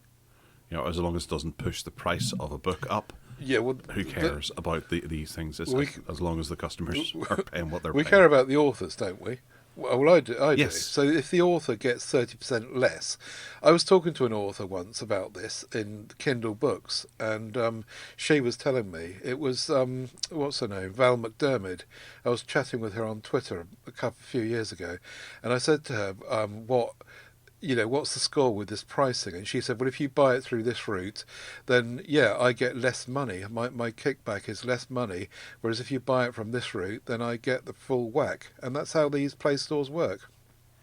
Yeah, it does. It promotes them, but it's a hard thing for anyone to do. It's always been the way. It's the done thing, is it not? You hear about record labels during the late 70s and how an artist made a small amount of money from the record, whereas the record company made an astronomical amount of money. and there was a buyout or whatever. That kind of happens, and given the amount of, say, books, music, and things like that that's available now, you can only expect a very small amount for your work to be featured to get out to the masses, because it's so difficult to wade through the competition. Because it's so easy for everyone to do. Anyone can go out and write a book. I've bought them off Amazon, and I've sat down to read them, and there's been typos and all kinds of crap on it. And you're just thinking, I paid money for this? Yeah. And that person may only get a couple of quid, but it's only worth a couple of quid because of the amount of effort that they put into it. Now, that affects everyone else who pours love into creating their magnum opus, if you like. Yeah. And whenever they put that out, they end up only earning pennies as well, because it's rife. You know, it's really unfair. Yeah, and you, like with a lot of these things, like with any app on the app stores, you've got to, it's got to take off in order to make a living out of any of this kind of development or creation. It's got to take off. I mean, look at what we do with podcasting. It's a huge amount of it is just for the love of it. We like what we're doing. It's not because any one of us can make a living out of it, because it's just not going to happen, is it? Yeah. For those that don't know, the likes of saying doing podcasting, if I want statistics to find out how many people have downloaded my podcast through one of the services that I pay for the storage, I have to pay more to get those statistics out of it. We were looking into Apple recently, and we found the whole sort of podcast manager thing. You have to pay each month, which incentivizes you to go and put advertising in your podcast to be able to pay for it. Now, Apple don't actually store your podcast. You have to put your podcast somewhere yourself and then host it that way. So Apple do absolutely nothing other than offer an app for people to play your podcast and through. Put your podcast in their directory, which is the gold standard for any other apps that are using that directory. Yeah. And if you want to find out how well your podcast is performing in that directory, you have to pay them money. Ridiculous. Yeah, and if you've got more money, then you can obviously pay them to promote your podcast within that so that you get seen by more people. So, they don't really have to do too much, but they can demand a lot. Yeah. And that's always the way of it, and especially in an overcrowded world where commercial podcasts are the only ones that really make it through, and the likes of us who just do it for the love will rarely make it up. You know, I did have a look recently. There's other places like Chartable will give you a bit of information. That's why every now and again I'll tell you we're doing quite well in Malta or Nigeria or Uganda. I think we did quite well in Poland a while ago, because another outfit has told us a little bit of information for free. And if we want to expand on that, we can go to them, and then we can pay them money, and they'll give us more accurate statistics of how well we're doing in our demographic. But to be honest, whenever you do that, that means I have to pay extra money to get that information to work out whether or not people are still listening. Yeah. It's really, really difficult. And I'm not going to pay that out of my pocket. I'll just carry on doing this for the love of. And you've just got to be really successful in order to make a living. I mean, you've got a full-time job. I've got nothing in the fridge, and between us, which is why it's really important that people chip into our coffee pots and use our Amazon links, which we'll come to at the end of the show, of course. But thank you for your support, people out there. Yeah. What are we going to be doing with our Sunday mornings? I could be lying in bed on the beach. They're warbling on here. Anyway, Chrome OS 10. Ted, tell us what are the new features. No, Chrome OS 100. Oh, even. yeah. What are the We new spoke features? about this before, so it's not news on this show, but the news is that Chrome OS 100 is rolling out to the stable channel now, and it's got a load of kind of features that no one will be interested in, but the most interesting one is the left-aligned app drawer, and that's now live for everyone, and it's working perfectly on all the Chromebooks that have been updated to OS 100, whatever channel you're on, and that makes a huge difference in use. And the other thing that I noticed about Chrome OS this week was that how good the Google Lens searches. So if you're in Chrome anywhere and you see a picture of anything or text or anything else, just right mouse it, and with a stroke of good luck and assuming that you're inside Google Chrome, you'll get a pop-up that says search in Google Lens, and sure enough you do. You search on it and you get all sorts of results about the person or the item you're looking at, and loads of information on the right hand side of the screen. It's really good. It's a good reminder that it's something that's baked into Chrome basically. Google Lens is broad. So those are my Chrome OS highlights this time. Yeah, they're pretty cool actually. I've been using that right click to search for image, and it pulls out little bits of information and searches for those, and you can sort of go down that rabbit hole, which is kind of fun. And it's even just to play with. If you're bored one day, you can see where you Yeah, exactly. But actually, on the topic of some of the changes to Chrome, I should really say I apologise last week for some of the stuff about the Steam gaming on Chromebook. Where we were looking at the idea of doing it, and I said I was going to move over to the dev channel and have a wee play with it to see how it goes, but it requires you to have Borealis on your Chromebook, and the list of Chromebooks that are compatible with Borealis was listed in that, and I just thought that was a guide to which Chromebooks could actually run it, or which they recommend running it. But it is actually the ones that Google have made Borealis available for. And Borealis is a new project which Google are working on that will allow you to play your Steam games on the Chromebook natively, but it's only on a few devices at the moment, and it's been rolled out. It's based on Ubuntu, whereas Christini uses Debian on Chromebooks. So it's only active on a few, and you'll have to wait. Even if you're sitting like me with an i5 ready to go with the appropriate amount of RAM, I have to wait for them to make Borealis compatible with my particular Chromebook before I can go and start using Steam, which is a real pain in the ass. All in good time. Yes. Have you had a go? Is your Chromebook compatible? I don't know, to be honest. I've not tried it. I've got a Pixel book here, an original generation Pixel book. Probably not. Yeah, I'll check the list, but I haven't got a Steam account. I don't do Steam, which is probably why I've not done it. But if it's my homework, I will check it. Yeah, you just get a Steam account and get some cheap games on the go. Yeah. It's going to be the future, man. Okay. The future. All right. Cool. So yeah, that's everything for Chrome then. Yeah. The Google Lens thing I've been using quite a lot, and it's, as you say, it's quite good fun. Just right mouse and just go with it. It would be nice to see it rolled out to different things. Like I'm looking at a picture on our show notes here, and you know, why doesn't it work inside Google Docs, for example?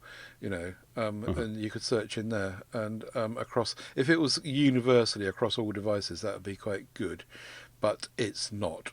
And the picture I was clicking on there was a Yamaha home organ, because we've slunkily slinked into Harkback. And as it's my turn, I decided to choose a Yamaha home organ. Aha, that's why you were talking about moisturising your hands early after playing with your organ. I gotcha.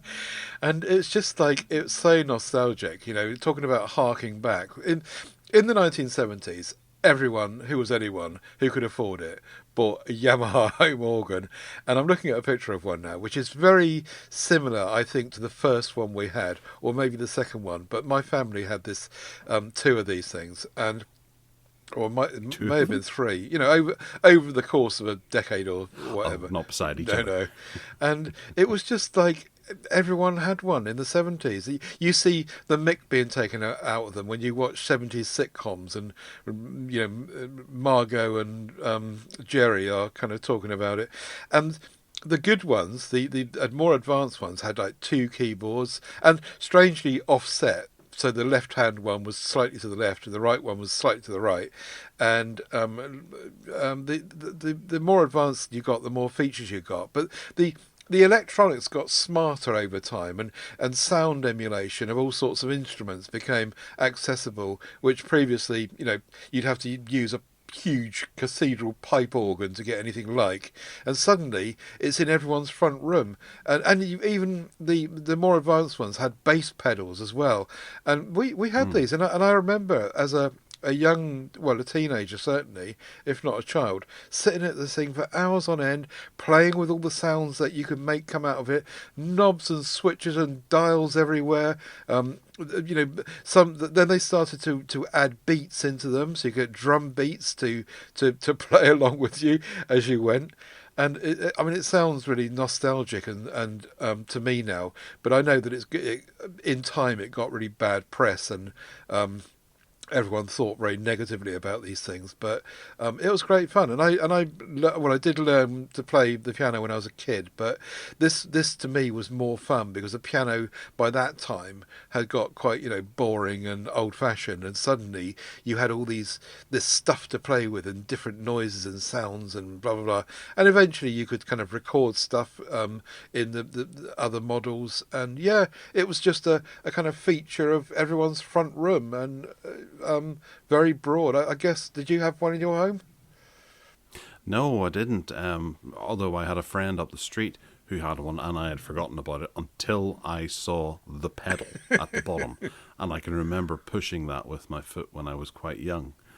I remember his parents having a party once as well, and all the kids were in this room that it was in, which was like a really large conservatory with a wooden floor at the back. It was a day. No, I can't remember what they called it, but it was this huge room that didn't really actually have any furniture in it very much. They just used it for storing bits and pieces, including this organ. And this probably would have been about 1986, 1987. Uh-huh. I remember goofing around on it. We were trying to play scary music. It must have been a Halloween party then, probably. I remember all the big clicky buttons and things, and the noise that each key would make whenever you play around with it.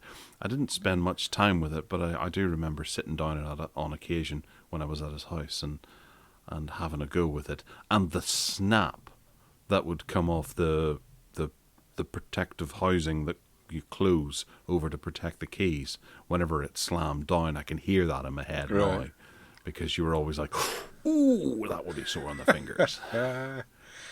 Yeah, but for me, that's a real hark back, because we just almost, well, once the piano had gone, we just always had one of these in the house, and because it was interesting tech to me, coming from a boring traditional piano, it was suddenly really interesting again, and you could just create on it, and it was great fun. If I wasn't playing about with my cameras, and I was playing about with music on this thing, and it was, just great fun, really, really good fun. I wish I still had it, to be honest. Of course, things are different now, aren't they?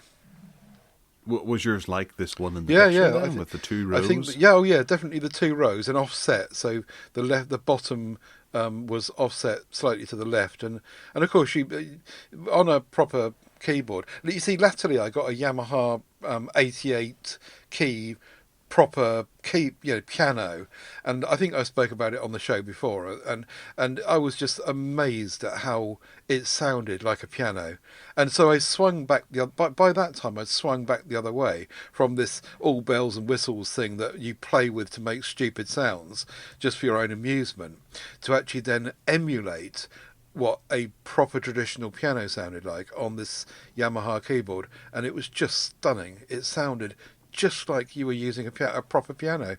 And so, I went back the other way. But my dad particularly was really hooked on this whole Yamaha organ thing.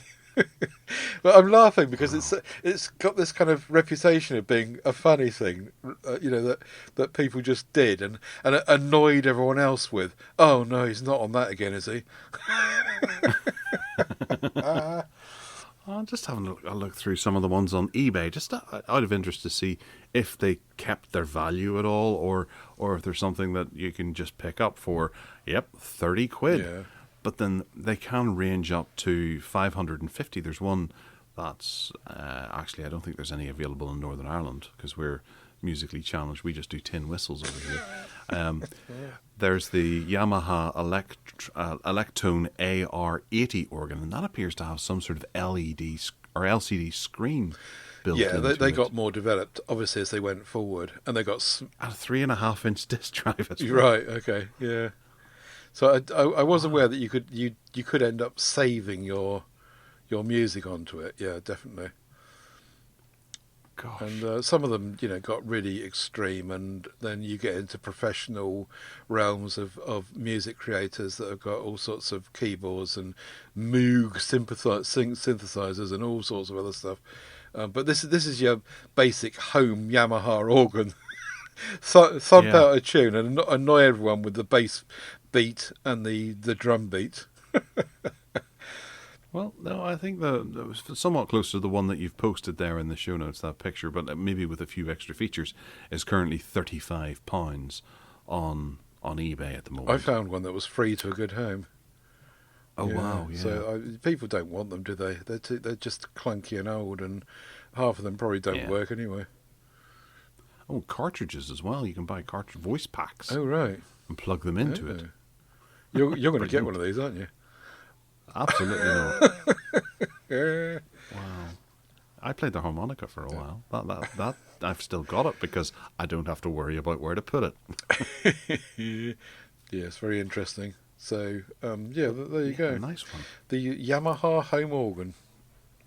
Yeah, and very, very techy too, because you can get a 3.5-inch disc drive Yeah. on them as well. Brilliant, brilliant. All right, moving into the bargain basement, and the Yamaha organ is not one of the bargains that we're going to be talking about today. So we'll start at the top and work our way down, because the first one is over at Curry's. You can get the Samsung Galaxy Tab S8. Now, this is the 11-inch regular version. It's not the Ultra or the Plus. It's just the standard one, which normally retails for about £649. However, using the code Samsung15, you can save, I'm guessing it's 15% off the top, because it drops down to £551.65p, which is quite a bit cheaper. And it's a darn good tablet, even though it only has a TFT display on it, which annoys some people. That they didn't mark it up that way to have the better display, but it's still a quad HD display, which is nice. LCDs are getting better these days. I look at the Yeah. one on my Nokia XR20, and it's really, really bright. And okay, it hasn't got deep blacks, but it's really ever so good. So, to get the price down on one of these S8 tablets, I think that's a good way to go. Well, yeah, it's a good price for a good level of hardware. And if you figure you stick on I suppose you still have to pay an extra couple of £100 actually for all the bits and pieces that go along with it, for the keyboard cover and all that. It brings it into rivaling laptop territory. Indeed, very nice indeed. But you, a couple of weeks ago, you had the S7 Plus on, didn't you? I think that sale is still on as well. Yeah. Which is a really good price on Amazon. I think it was 550 quid or something, wasn't it? In fact, Hang probably on a second, it's just got better. Is it? The deal is better. Yeah, I've just clicked through the pictures there. You also get Disney Plus for 12 months as well if you buy this. So that's a saving of $79.99. I think Disney Plus is at the moment. Oh, what, on the S8? If you buy this tablet for Yeah, £551 yeah, from Curry's. But if you're yeah, Right. so you get if you're paying that, which I just paid last month. I forgot it was coming out. I was going to cancel it, and I didn't. Uh-oh. But well, I suppose I'll have to get the most out of it and then cancel it next. I wish year. I'd kept my Samsung tablet. I flogged it, and a very cheap price, and I regret that really, because it was a good tablet, and I should have. It was only the S4, but it still works. Well, you could buy this for 550 quid and then get that Disney Plus too. I don't really. I'm not going to pay 550 quid for a tablet. I've got my Nokia T20. That's right. That's everything you need. Right. Next up is the Samsung AKG. Are they the same company now? I think they're all. Perhaps Samsung own AKG. Do they? I don't know. Oh, Anyway, okay. there's a pair of headphones there which look really nice. And up until the other day, they were even cheaper. But there's now gone back to a slightly not so good price, and you've got to, in order to get the £67.95 for the Y400 wireless over-ear headset, you've got to have the pink ones. So it's not much of a bargain basement, really, because no one will want the pink ones except your 12-year-old daughter, I guess. One's 12-year-old daughter, but they do look nice, and they look. They got small cups on them, and they look. I'm sure if they're AKG. Do you know anything about the Samsung AKG thing? No, I was supposed to get a set with my S7 Plus when I bought it, but they ran out of stock, so they just went, "Sorry, you don't get it." Really? Oh, great! That's an incentive if ever I had Yeah, one. thanks a lot. Cheers. And that was. Yeah, they only had 20. So maybe they are in bed with them then. Anyway, these look quite good. 20 hours of playback, which is pretty good. Not as good as some, but much better than others. And you get a 4-hour charge from 10 minutes. 4 hours of playback from a 10-minute charge. That's pretty good as well. Yeah, that is. Excellent. Nice pair of headphones. They look nice for the money, I think. $67.95. Okay. All right. Over on Amazon at the moment, we've got the Amazon Basics 20-watt one-port USB Type-C wall charger. This is a basic charger. I thought was actually pretty good value for money for £7.17. Wow. It's down from £8.61. So it's not a huge saving, but these sorts of things, having them around the house, are really handy if you just need a quick charge to something and fast. You know, I've got my my Chromebook beside me that's charging off a 2-amp plug, and it says that it's slow. So I imagine something like this would really just pep that up a bit. That's a 20-watt one. I'm looking across to the 63-watt one, and that's really well priced as well. Under is it? 20 quid. Temporarily out of stock. Okay, there's another one there with a USB-C and A. That's in stock, and that's £17.62. And that's got 63 watts of charge, one USB-A and one USB-C. These Amazon Basics things are really well priced, aren't they? Yeah, that 30-watt one, which is £13.62p. The Pixel 6 Pro is 30 watt, isn't it? Pixel 6 Pro. Is it? I can't remember. Yeah. I think it is. Yeah. So that would work if you're a Pixel person. Yeah, definitely. Incidentally, I can no longer compare notes with you on that because I sent it down to Steve. Ah, right, okay. I'll call Steve. Yeah. Right, what's next? Okay. Oh, the returning regular item of the Xperia 5 Mark III and the Xperia 1 Mark III. Both at the moment on Amazon UK, £300 off, so 699 quid and 899 quid. 300 quid off of each of them, which is a really good bargain and good deal if you're in the particularly the 5 Mark III, I think, at 699. That's a really good price. What I did notice was that these used to have 12 months payments on them and 5 months payment on them respectively, and that's gone now. And I started looking around for those payments and I can't find them. They seem to have disappeared in lieu of this Barclays deal that Amazon have clearly done, where they're trying to get people to do the Barclays one. And I'll keep hunting around to see if anything else is offered on a 5 month. But have you noticed it lately? Well, I haven't been seeing them for a couple of years now, to be honest. Oh no, that's right. Yeah, they pulled out in Northern Ireland, maybe. But yeah, I think that they've probably done the same here now. But I'll keep hunting anyway. I shall look. Yeah. Well, I think PayPal offer this service anyway, so you might be best trying to pay for things through PayPal. Can you do that on Amazon? What, on credit? Yeah, they do spread the cost for over 3 months What? on anything you want For to buy. zero? Yeah. Oh, do they? I didn't know that.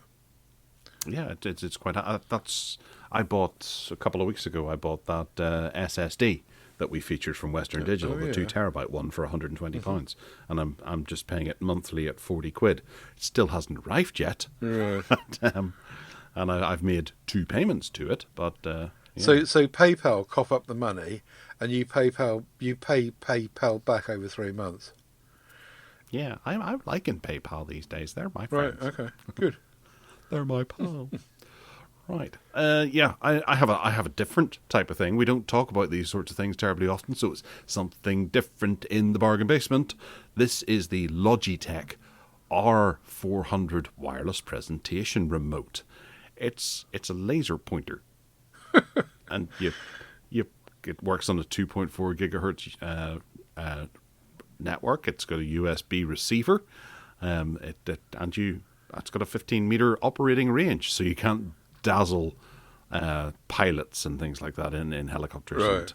and planes, you hoodlums, if you're thinking about that. But it's got 6 buttons and an intuitive slideshow controller, a battery indicator, and it works with a PC.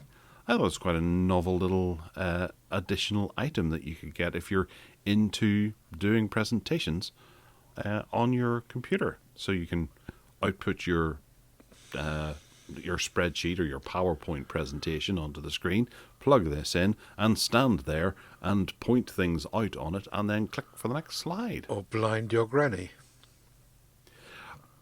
Yeah, that's probably not that AAA nice. batteries. 2 AAA batteries, so Ted, it ticks your boxes there. And it's Logitech as well, which that ticks another box. And it costs a mere $12.90. What's that other one? The R500 Bluetooth. That's something slightly similar, but it's got less buttons. Yeah, we don't want less buttons. We want more buttons. Absolutely. Very nice, yeah. For anyone, do you do presentations in your job? No. But, yes. It's something that you like to have in a drawer, Yeah, though. yeah. And the USB stores in the bottom of it, so you always have it with you. You push it back in, you don't have to forget. Excellent. And it's only $12.99. That's a huge drop, isn't it?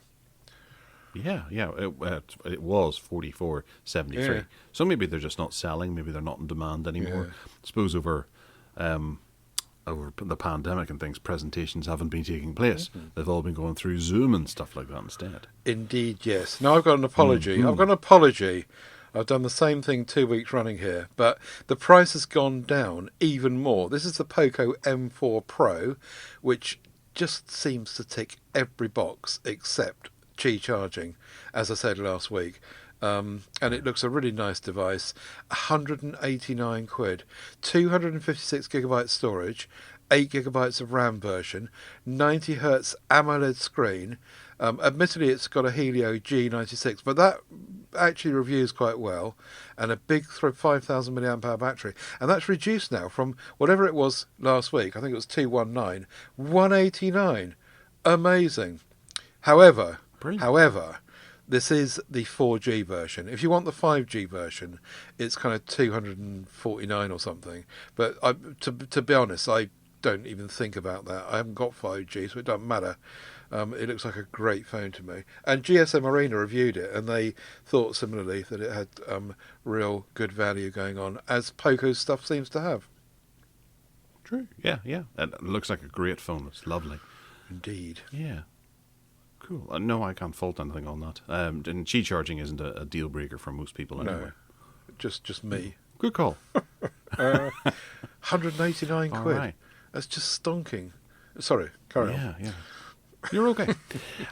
There's a crucial 4 terabyte portable SSD. Now, this has read-write speeds of up to 800 megabytes per second.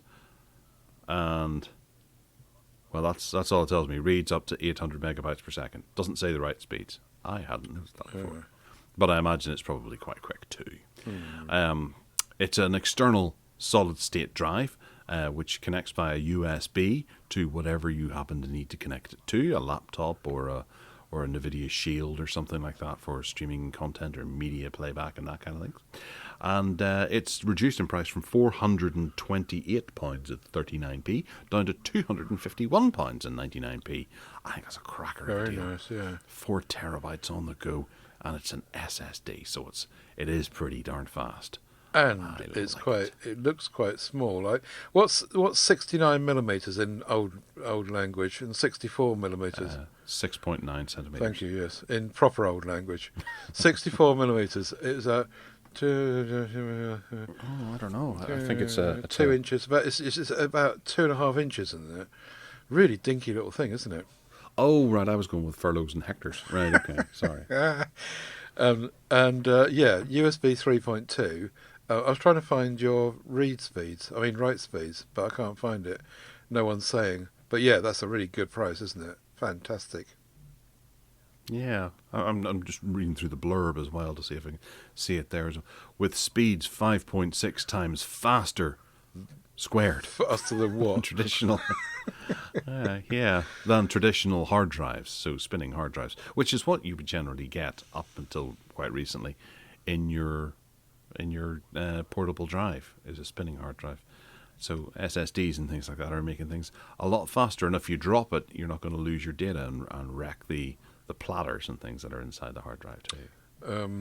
Right. Okay. I'm still looking for this figure. I can't find it. I don't think there is one. In people's reviews, I was looking there, but no. Right. Let's move on then. The last item of the day. Oh, this is more of a kind of discussion point, really. I was going to ask you, this Razer Kishi for Android. I was trying to get one of these years ago, and you just couldn't get them, except importing one from China. This is a smartphone gaming controller. It's got a USB-C connection in the middle of the right-hand side, which means that whatever phone you put in the middle of this thing to use the gaming controller has to really have a centrally placed USB-C port on the right side. And I was just going to ask you, really, this is reduced from 90 quid to 65, and I wondered if this is something that would be, I guess if it's Razer, it's going to be quite well made. Is it going to be very compatible with lots of Android games, or are you going to find lots of stuff that just won't work with it? Well, I have a similar thing, the GameSir X2, which I use from time to time. Yeah. It has the same placement of the USB Type-C, and I've never noticed it to be a problem Right. there. There are a lot of games that are compatible with it, but then a lot of games that aren't compatible with it. So it depends on what you're playing. And I think a quick Google to see if it is compatible with a controller, that's all it needs to be, is compatible with a controller, and it should work with these. And I think game designers are being a lot more open to putting that compatibility in. And also whenever you're using something like Stadia and things like that, that is the real target for these now, is Stadia or Xbox gaming, and they're compatible with it as well. So it is a sensible solution for anyone who does do a decent amount of gaming, and it gives you a lot more comfortable controls. You said this has got the USB connection. Does it have pass-through as well? Yeah, apparently it has. You can charge your phone. Oh, It's yes. got USB-C pass-through. I see So, that. yeah. And it looks like seems to review quite well, and it's got nice clicky buttons and stuff. And if you're into that, if I was convinced that enough of the things I wanted to do on my phone with Android gaming would work with it, I might give it a go, as it's reduced anyway. But I'll look into it. I'll do some searching. Yeah. So you're going to sell your Nintendo and get one of these instead, right? And then decide you don't like this and sell this and get the Nintendo Or instead. return it. Return it. There's a nice wee case that comes with it as well, which is quite novel. And you can stick your buds in there, your earphones too. Yeah, that's quite nice. Well, that's I like that's encouraging. Broke after a few hours. Received Oh, after a right. few hours, the analog stick started drifting heavily, and the D-pad started to squeak. Shoddy QA. Well, I watched a video recently on analog sticks and the amount of abuse that they actually get. And controller drift is a real problem, and every bit of hardware suffers from it eventually, because the amount of movement that you give an analog stick is huge. So anything that's in there, it's got to be robust enough, but it can never be fully robust to avoid it for its lifetime. And even Sony can't get around this either, and neither can Nintendo. The first time I noticed it was on my my daughter's Nintendo Switch, and she said there was drift on it quite soon after she got it as well. And we contacted Nintendo about it, and they said no, that's down to the amount that you're using it, and we're not replacing anymore. I think they did at the start, but then stopped. So we had to get her some new Joy-Cons, isn't it they're called? The bits that clip onto the side of the Switch. Yeah. So where you're buying things online that have the analog sticks, you need to have a look and see what other people are saying about them. So I would be worried if someone says that they've gone already on the Razer. Now, I have the GameSir, and whilst I don't use it a whole heck of a lot, I have used it in the past, and it's not suffering at all yet. Right. It's a grand thing.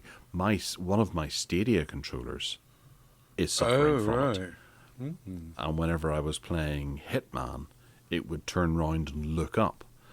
And whenever I only had one Stadia controller to start with, I would start using other Bluetooth controllers as well, like the one for the Amazon TV that I mentioned earlier, which it happened straight away, and another one as well. Oh, the NVIDIA Shield one. It started happening on that, and I haven't used those very much at all. They're just poorly built, and the basic requirements have been met for the analog stick. So they go quite quickly. Right. But yeah, I would fully recommend the GameSir as opposed to the Razer right now, because purely I've had nothing but a good time with Fair it. enough. Just to put that into context, that was one person saying that in 3,500 reviews, and it got 4.5 stars. So who knows? It might have just been one crappy unit, mightn't it? Anyway, there you go. That's my last bargain. All right, okay. Well, we'll wind it up there because we're 2 hours 15 minutes. Ted, it's not my fault. I apologise. No, they like Right. this. Why? They don't have any better Nothing than better this to do. Just alienate them all. Sorry for listeners. You're all wonderful, attractive, and intelligent people. Indeed. We Yes, love you. indeed. So if you want to get in touch with us and tell us that you're not attractive and you're not intelligent, then do so by emailing me at contact@techaddicts.uk. And you can find me on Twitter. There's Twitter for the Tech Addicts podcast at Twitter or at Tech Addicts UK, and you can find me on Twitter too at Gareth Miles, GarethMyles, and of course I have my .com, GarethMiles.com. Ted, what about you? I'm just simple and have the tedsalmon.com. Links out to whatever I do there, including all the MeWe groups, all the audio podcasts, the usual blurb. And if you can buy me a coffee for what I'm doing, as we were mentioning earlier, then please do so. That's at paypal.me/TedSalmon. And that Amazon link I was talking about earlier is also tinyurl.com/Amazon Ted UK. So thanks for that too. Yeah, support Ted. He does this for free. Isn't that nice? All right. Well, let me know if you have any questions, queries, or whatever, and we'll get in touch with you over the next. Or we'll get in touch with you. What am I talking about? We'll broadcast or podcast to you next Sunday at an appropriate time with another wording. We can get in touch with people in the MeWe group. I should have mentioned that. MeWe group is where it happens. Do come and join us there. Links, tedsalmon.com gives you links to that as well. So do join us at MeWe. Now that's where my rambling nonsense was going to. All right. Well, listen, take care, folks, and we'll talk to you all next week. Bye.